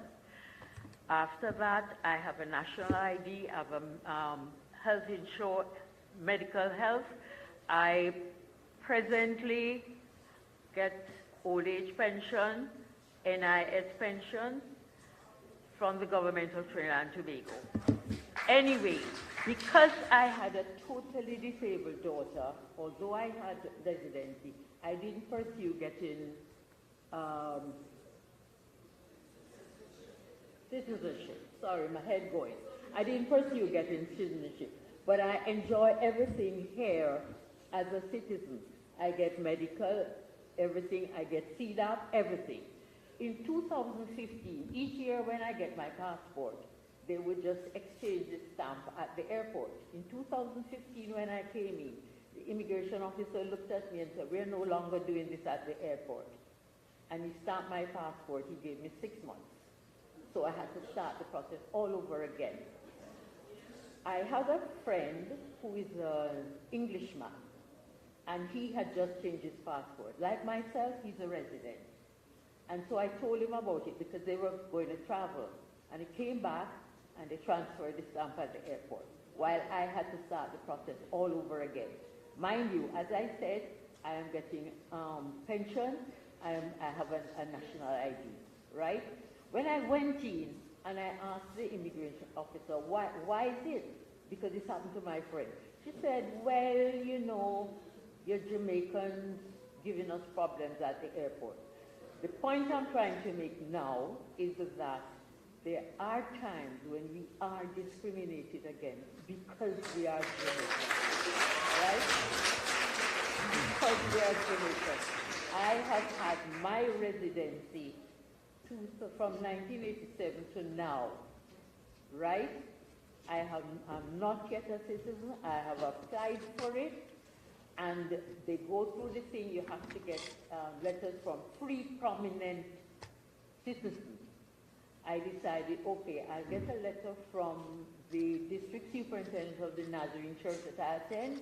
I got a letter from a lecturer at UWI, and I got a letter from somebody at the judiciary. And when I took it in, the immigration officer looked at me and said, hey, you will lecturer, you know people? I said, no, they know me, right? Because she could write in the letter that she has known me for 30-something years, and she knows that I have not been out of the country. The other person in the judiciary, again, he said the same thing. You know big people. I said, no, they know me. He could write that he knows me for 19 years. So I empathize with that lady because I understand what's going on, right? I understand, and that needs to be addressed. When we come in from immigration, I mean, They took away my things and gave me 6 months in the country. I have property here, you know. I own the house I live in, and I also have 15 acres of land somewhere in the country. So I have property, and I won't mention the $1 million I have in the bank, right? But they took it away. So please seek proper authority, because we should not be discriminated against here. Okay? Thank you very much.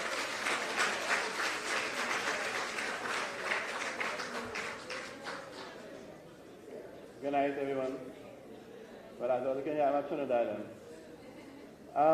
Mr. Prime Minister, welcome to our country. To all Jamaicans who are here, I want to apologize for what we all go through.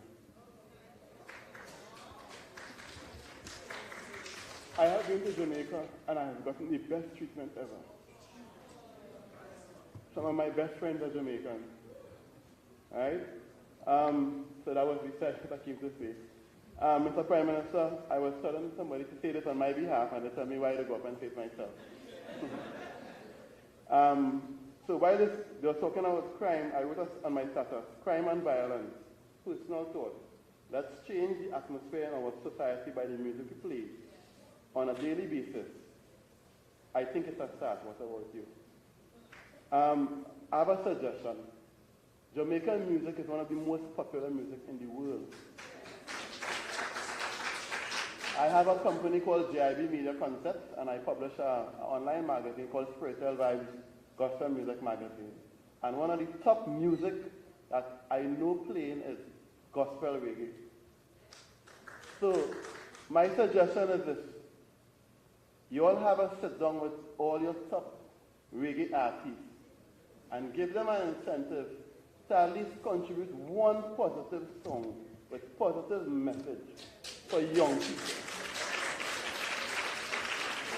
It will help with crime, because in my neighborhood where I live, for the pandemic, all these young men were listening to was baka baka baka baka baka baka.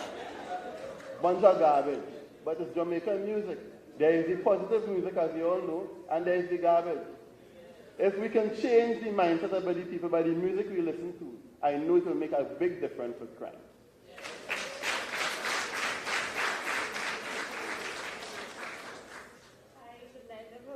Nice to meet you, Mr. Prime Minister. My comments and recommendation is in response to what Ms. Indira said. Now, I'm the Alyssa. I'm a school social worker attached to the Ministry of Education. Now, I think that we can be more proactive as opposed to reactive by having school social workers in schools in Jamaica so that we can address some of the social issues that exist when they're young, to prevent crime and violence and all the things that come with that. So it's just a recommendation. Thank you.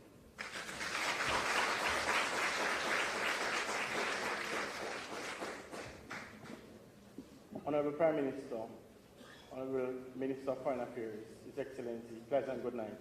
My name is Hugh Swebe. I represent AJTT, Association of Jamaicans in Trinidad. Yes, well, His Excellency, correct me. The president of the Association of Jamaicans in Trinidad and Tobago, AJTT. The association was incorporated in 2019, October. You know, on behalf of AJTT, sir, we welcome you to Trinidad and Tobago. The association was incorporated and we had our role and function. Some of the roles and functions are aimed to increase awareness of Jamaicans on matters relating to legislation, Caribbean single market and economy, politics, social and economic development, both in Jamaica and in Trinidad and Tobago between both countries. Another objective, assist in improving the welfare of the diaspora by supporting the educational and development of deserving students both locally and in Jamaica. Third, to support Trinidad society through our environmental and youth assistance program. Fourth, to collaborate and support vulnerable groups within the Trinidad and Tobago community by assisting Jamaicans and other Trinidad who are facing severe economic hardship. As an association, what have we accomplished? Remember during the pandemic, a lot of university students were stranded in Trinidad. And through our efforts, and I must commend and applaud our committee members, they give selflessly, they really show support, they give up their resources and their time, and we're able to mobilize and to assist a lot of stranded Jamaicans in Trinidad. We have had a lot of cases where vulnerable Jamaicans in Trinidad in dire support, various issues. We get telephone calls, 12 o'clock in the night. We have to mobilize to assist persons who are really in dire need. You know, through our efforts, we have impacted in a positive way our Jamaican community. Our efforts, what we're trying to do is to mobilize the Jamaican our community that is here. And you know, I'm imploring most of you guys, if you're not part of HATT, please become part of our efforts.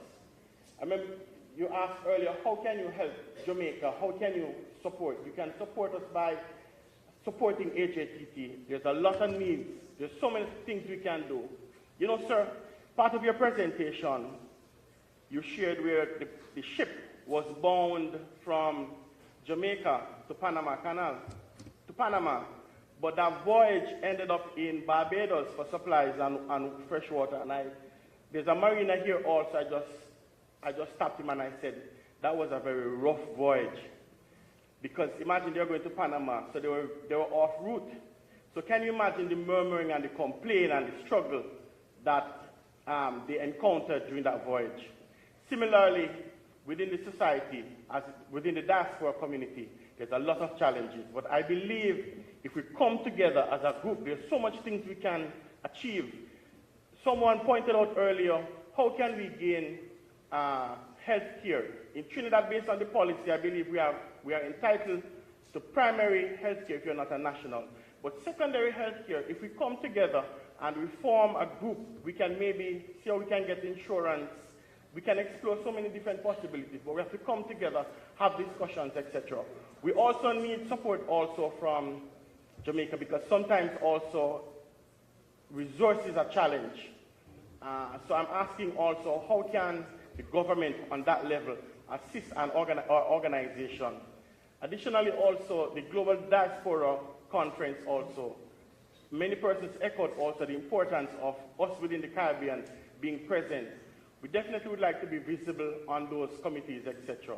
Those are my few comments. Thank you.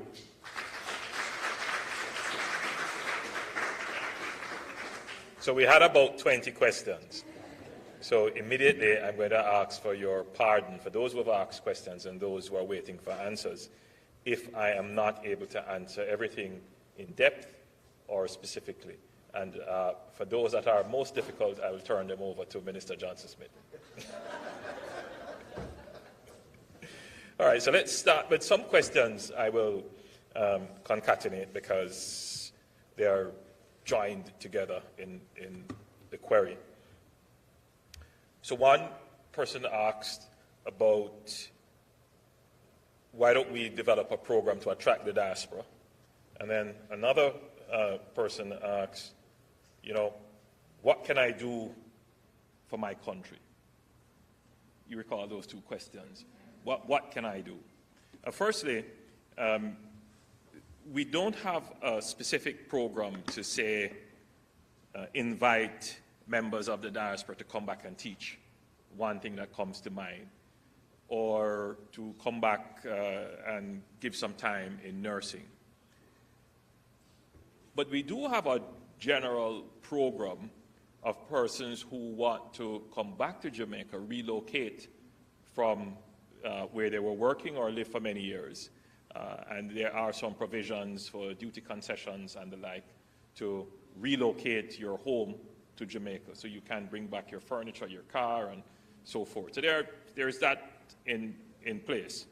However, the Minister of Health is developing a program that would see the return of nurses who left Jamaica, migrated many years, are now working in the United States to facilitate their partial return to give service and then go back. So they're working on programs where nurses overseas can give back. It's still in the embryonic stages, and I will allow Minister Tufton to give more details on that.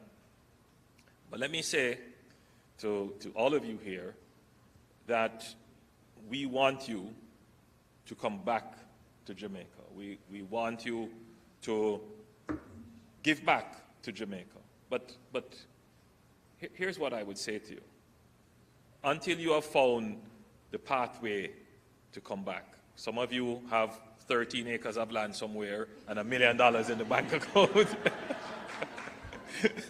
And you may not be able to return to Jamaica. Some persons have found love here and are settled and would not be able to return. Have their family here. I'm looking at my aunt and uncle in the audience. Yes, I have family in Trinidad and Tobago. So, you know, you are still part of our family. You're still Jamaicans. You're just living elsewhere. But if you were to say to me, which you just said, tell me one thing that I can do. Right now, I would say, invest in Jamaica. And let me tell you why. Jamaica has the most liberal and transparent financial and capital market in the region.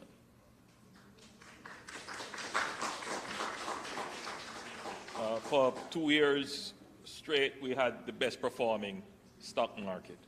Trinidadian stocks are cross-listing in Jamaica. We've had 2 this year, Guardian and Massey. Our stock market is growing. We don't have foreign exchange restrictions. We have a free and open market. So if you're looking for somewhere to invest, get solid returns, Jamaica is the place. The second thing I would say to you, get in on real estate. Own a piece of Jamaica. That 13 acres, try to have some in Jamaica as well. That will help the Jamaican economy. And if you just think about it, I mean, if, we have about 1.5 million or more in the diaspora, we would only need maybe 300,000 of those to make investments in Jamaica, whether it is to purchase a house or buy stocks or invest in other forms of assets. And that would create significant economic growth or provide a solid market for Jamaican goods. That will help. And that's the power of the diaspora. Right now, the power of the diaspora is in the remittances sent back home. As my friend who feeds the entire diaspora here was saying, Jamaicans, they work here, they put aside their money and they send it back. But we want to go to another step now. Instead of sending it back for consumption only, let's try and look now for investments. And I think that's a very positive way to get a stake and a say in the Jamaican economy and how the Jamaican economy evolves. Questions and suggestions were raised about GSAT, high school, parenting, and a very interesting perspective that, GSAT is almost violence to the student. And for many parents and students probably felt that way. Just to bring up to date, for 2 years now, the government of Jamaica has changed from the GSAT system. What we now have is a program called PEP, the Primary Education Exit Profile. And that exam, it's not just one exam. So the pressure on the student to perform well on one exam has been removed. They're judged over, I believe it's, Minister, help me, is it 2 years? They're judged grade 4 to 6, right? So they're judged over the course of their upper primary years, and so that's a fairer exam and less pressure. It does not. The exam is not the problem. The problem is the lack of what is called quality spaces. So there is a high level of competition for quality spaces. The quality spaces determine your life chances. The high school you get into determines your life chance. I suspect it might be similar in Trinidad. So the issue is not the exam. You would need the exam. The exam wouldn't be necessary if there did need to be rationing. Right? The education system that we have tries to pair the brightest students with the best space, the best education. Now that may sound efficient, but it may not be equitable. All right? So what it does, it creates a dual society where some people have great opportunities and can matriculate anywhere they go and do well anywhere they go, and others continue the eternal struggle. So we are transforming the education system to improve the quality of secondary education to ensure that this terrible competition that we have for the best education space does not reinforce the social inequity in the society. That's the real issue. But the point about violence and treating with it in schools, with social workers, with psychiatrists and so forth, this is what our National Commission for the Prevention of Violence is all about. We have to build out an entirely new infrastructure that works in parallel with the security forces. So for the last 6 years of my administration, we have focused on building out the security forces. This administration has spent more money on national security than any other administration before, and I can say that without fear, favor, without contradiction. Right? We have spent what we have spent on the JCF, on the JDF, and others to build capacity. Now the focus has to shift on treating with the violence element, and that means building out an entire army of social worker responses, of having the psychologists and the psychiatrists and the people who are technically qualified to deal with the victims of violence and the trauma that violence brings. So that is something that we are solid on, and we are working definitely towards that, which will include legislation to ban the use of corporal punishment generally in the society. I want to just quickly say on the issue of climate change and environmental collapse, environmental issues are huge in Jamaica. The environmental lobby is quite active, and the government pays close attention to environmental concerns. Of course, it is not always a simple and straightforward issue because, there is a kind of historical neglect of environmental protection, and therefore industries have come up and become very mature. They provide significant employment, but there are environmental issues. And so the government is doing as best as we can, as fast as we can, to have the environmental issues resolved and properly regulate those now maturing industry. And many of them will mature to the point of, they are no longer. But until then, we have to manage that process carefully. You would be satisfied to know that we have protected the cockpit country.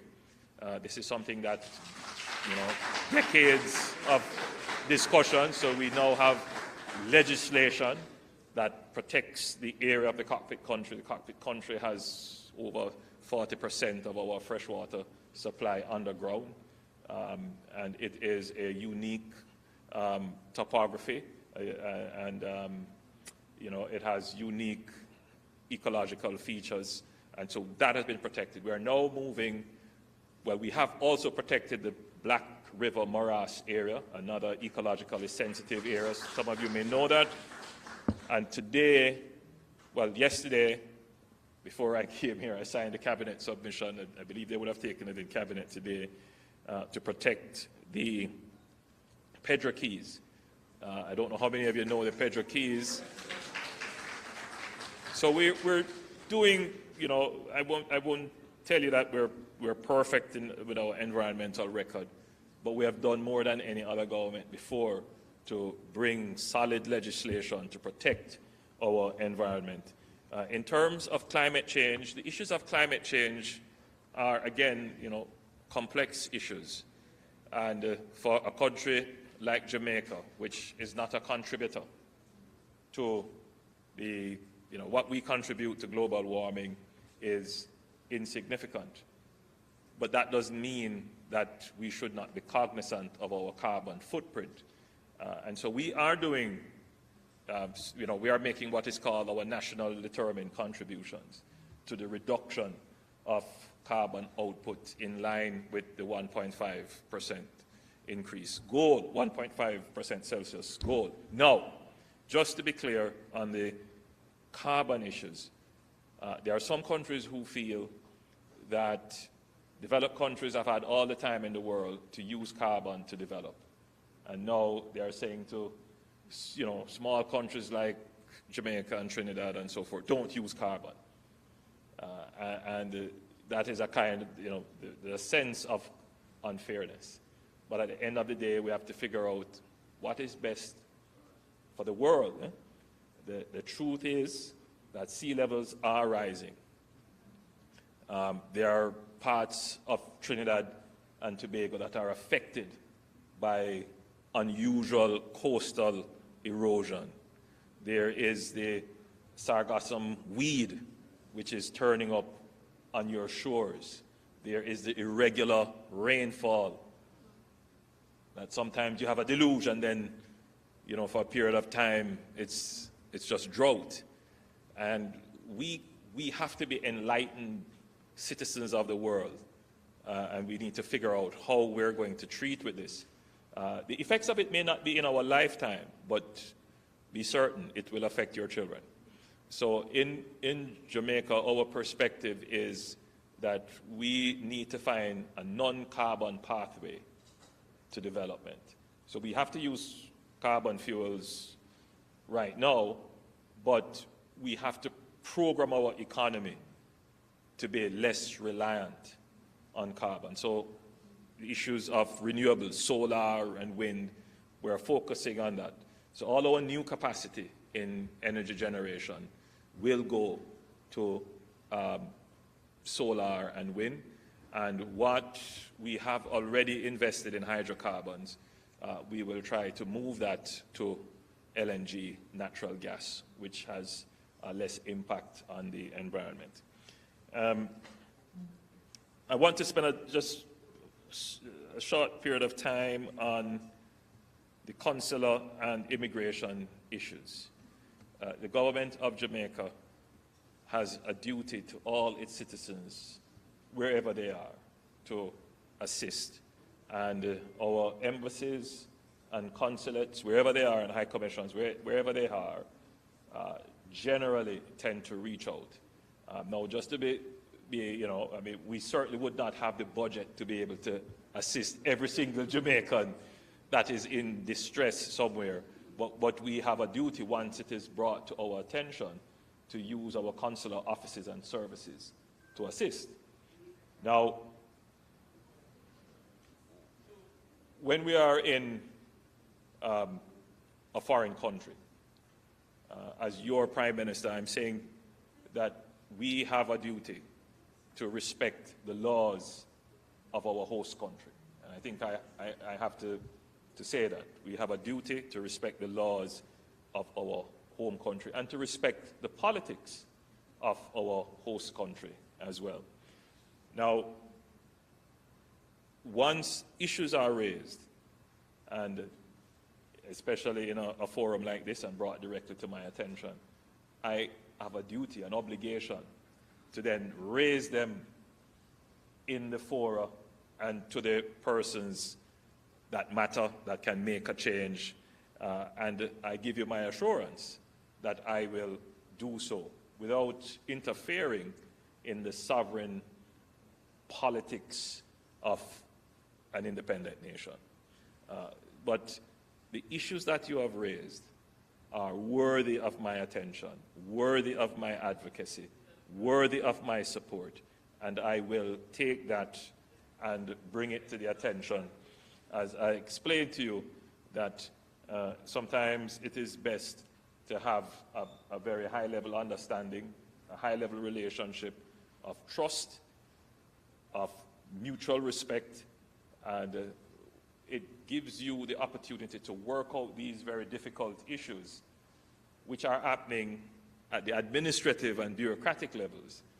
And so we'll try to make the change up here so that, as I said earlier in my presentation, when you, the individual, interface with the institutions, you have a better experience. The specific cases that you have raised, I'm going to ask the High Commissioner to take note of them so that we can pursue them specifically, but we're also pursuing the cases generally so that there can be a system-wide approach. I would refrain from speaking about healthcare and these other issues because these are sovereign issues of the host nation as to how they choose to provide healthcare.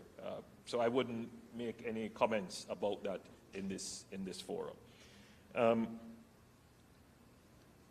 Questions were raised about what are we going to be doing about crime and the crime bills and so forth. The new Firearms Act will come to Parliament sometime next week and will be passed into law. It gives higher,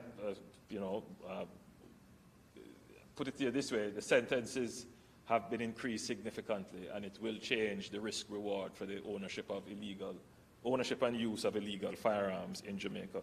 And there are several other bills that are coming before the Parliament. The idea about positive music, I totally agree and support. We have been in dialogue with many of our musicians and artists, and they tell me that they make positive music. The problem is the radio stations don't play it, and people don't buy it on Spotify and so forth. So there really needs to be a greater promotion, I would suspect, of the positive music that is being made. On the matter of the NCDs, Minister Tufton created the concept of Jamaica Moves, and he took it to the Caribbean and created Caribbean Moves. I suspect there might even be a TNT move, a TT Moves, because we recognize, and the gentleman who spoke here is so right, we can't continue to be spending all of this money on the curative side when we need to be spending on the preventative side. And that is being done. Even I fall into the lapse of no exercise, and I recognize that that is not good. So I'm going to start back my exercise. But yes, we do have this program of encouraging the exercise of Jamaicans for 30 minutes, at least every day. Are there any other matters that I would have left off? I think I've covered agriculture. We commend the move, and we are also participating. Our Minister of Agriculture was here in terms of this move to have greater self-reliance and resilience for agriculture within the region. And Jamaica, of course, supports, endorses, and will participate in that. And so I think I've covered most, if not all, the topics. So I know you have to get back your hall for school tomorrow. So I want to thank you, Madam Vice Principal, for allowing us the use of the hall. And thank you so much for your patience and attention. Thank you, everyone. God bless.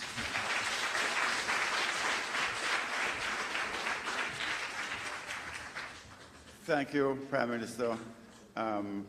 Without keeping us too much longer, Mr. Johnson-Smith has just two things to make some remarks about.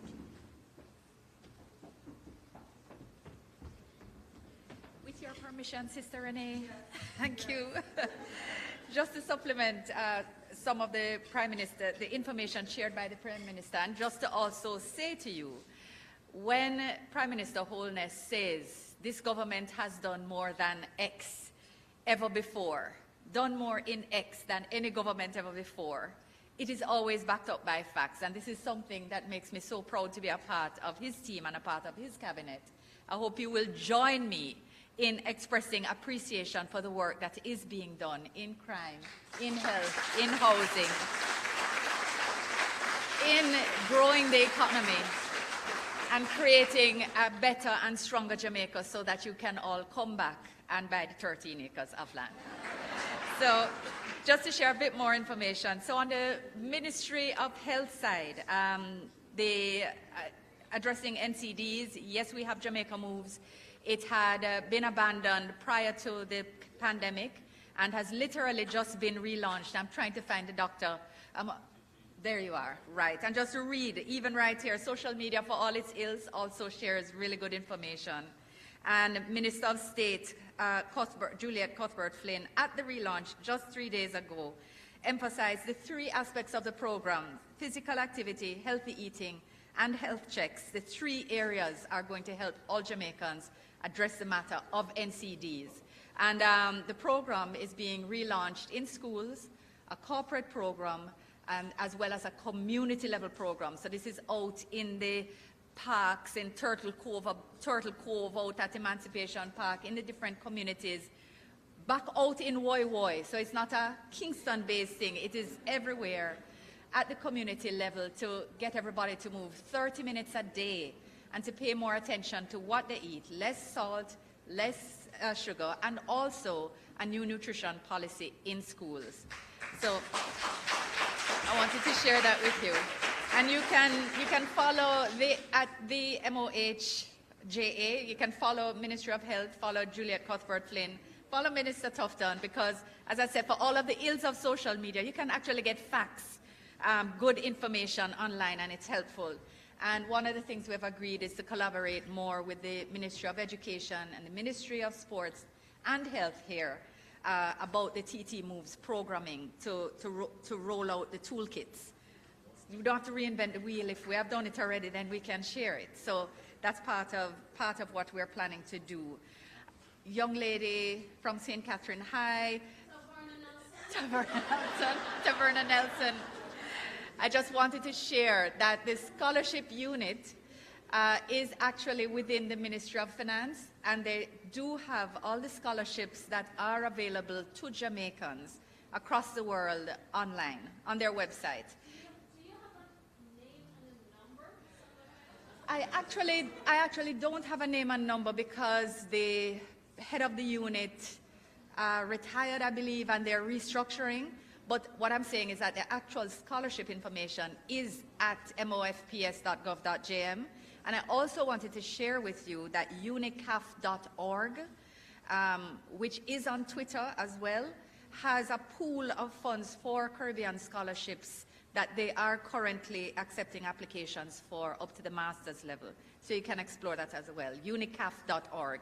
And that is, everybody beyond Taverna can take that information down as well. I just wanted to share that with you. I also wanted to share to our wonderful doctor who is doing amazing things in digital solutions that the procurement the procurement process for the health management information system is actually complete, is apparently to be sent to Parliament, to Cabinet for approval. So it is being implemented. So you will hear more about it publicly, but if you search health management information system, you may find a recent article from the government on where they are, where the ministry is with implementation. So they've actually identified a vendor and are at the point of contract. So they're a bit down the line. I don't know if there's another point of intersection for you in terms of sharing in what is to be done. 25 by 25, reducing the importation bill. Just to share with you that there's a lot. Where's Mr. Trinjam? And congratulations on how much you value your employees and how you measure your success. It really, Yeah, very good stuff. But just to share with you that there's actually a lot happening on the ground in terms of actually supporting small farmers with fertilizer and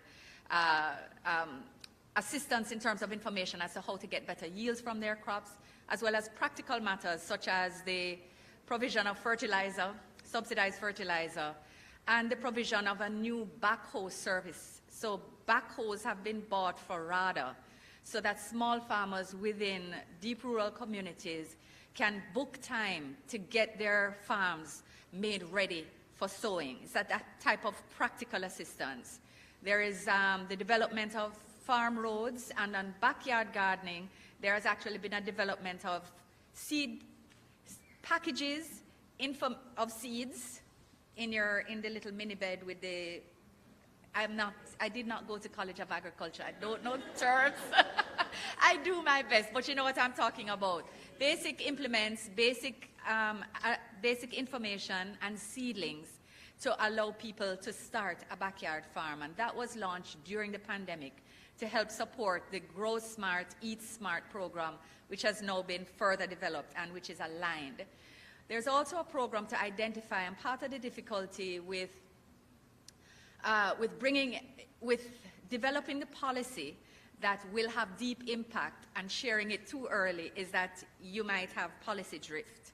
And the aim is now across the region to try to identify what each island can do well and how much of it can be produced.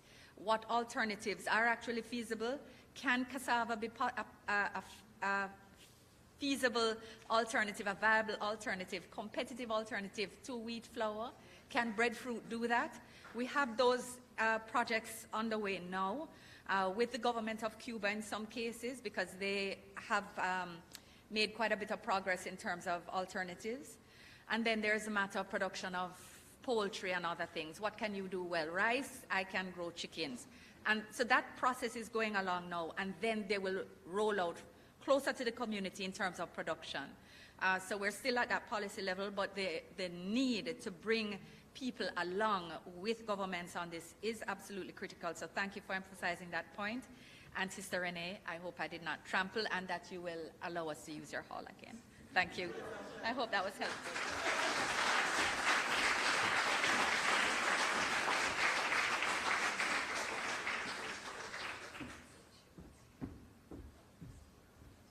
Thank you, Mr. Johnson-Smith. I wanted to say, in response to this whole matter of the long delay in approving applications for permanent residency, that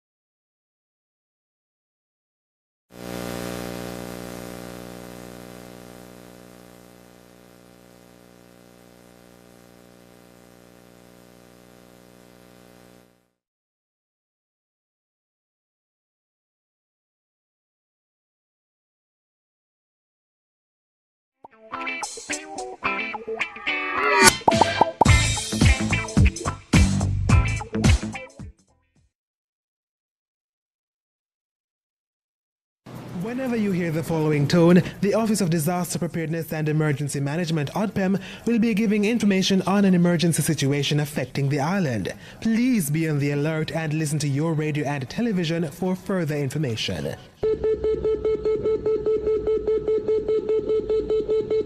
This was a test of the emergency alert system, brought to you by ODPEM.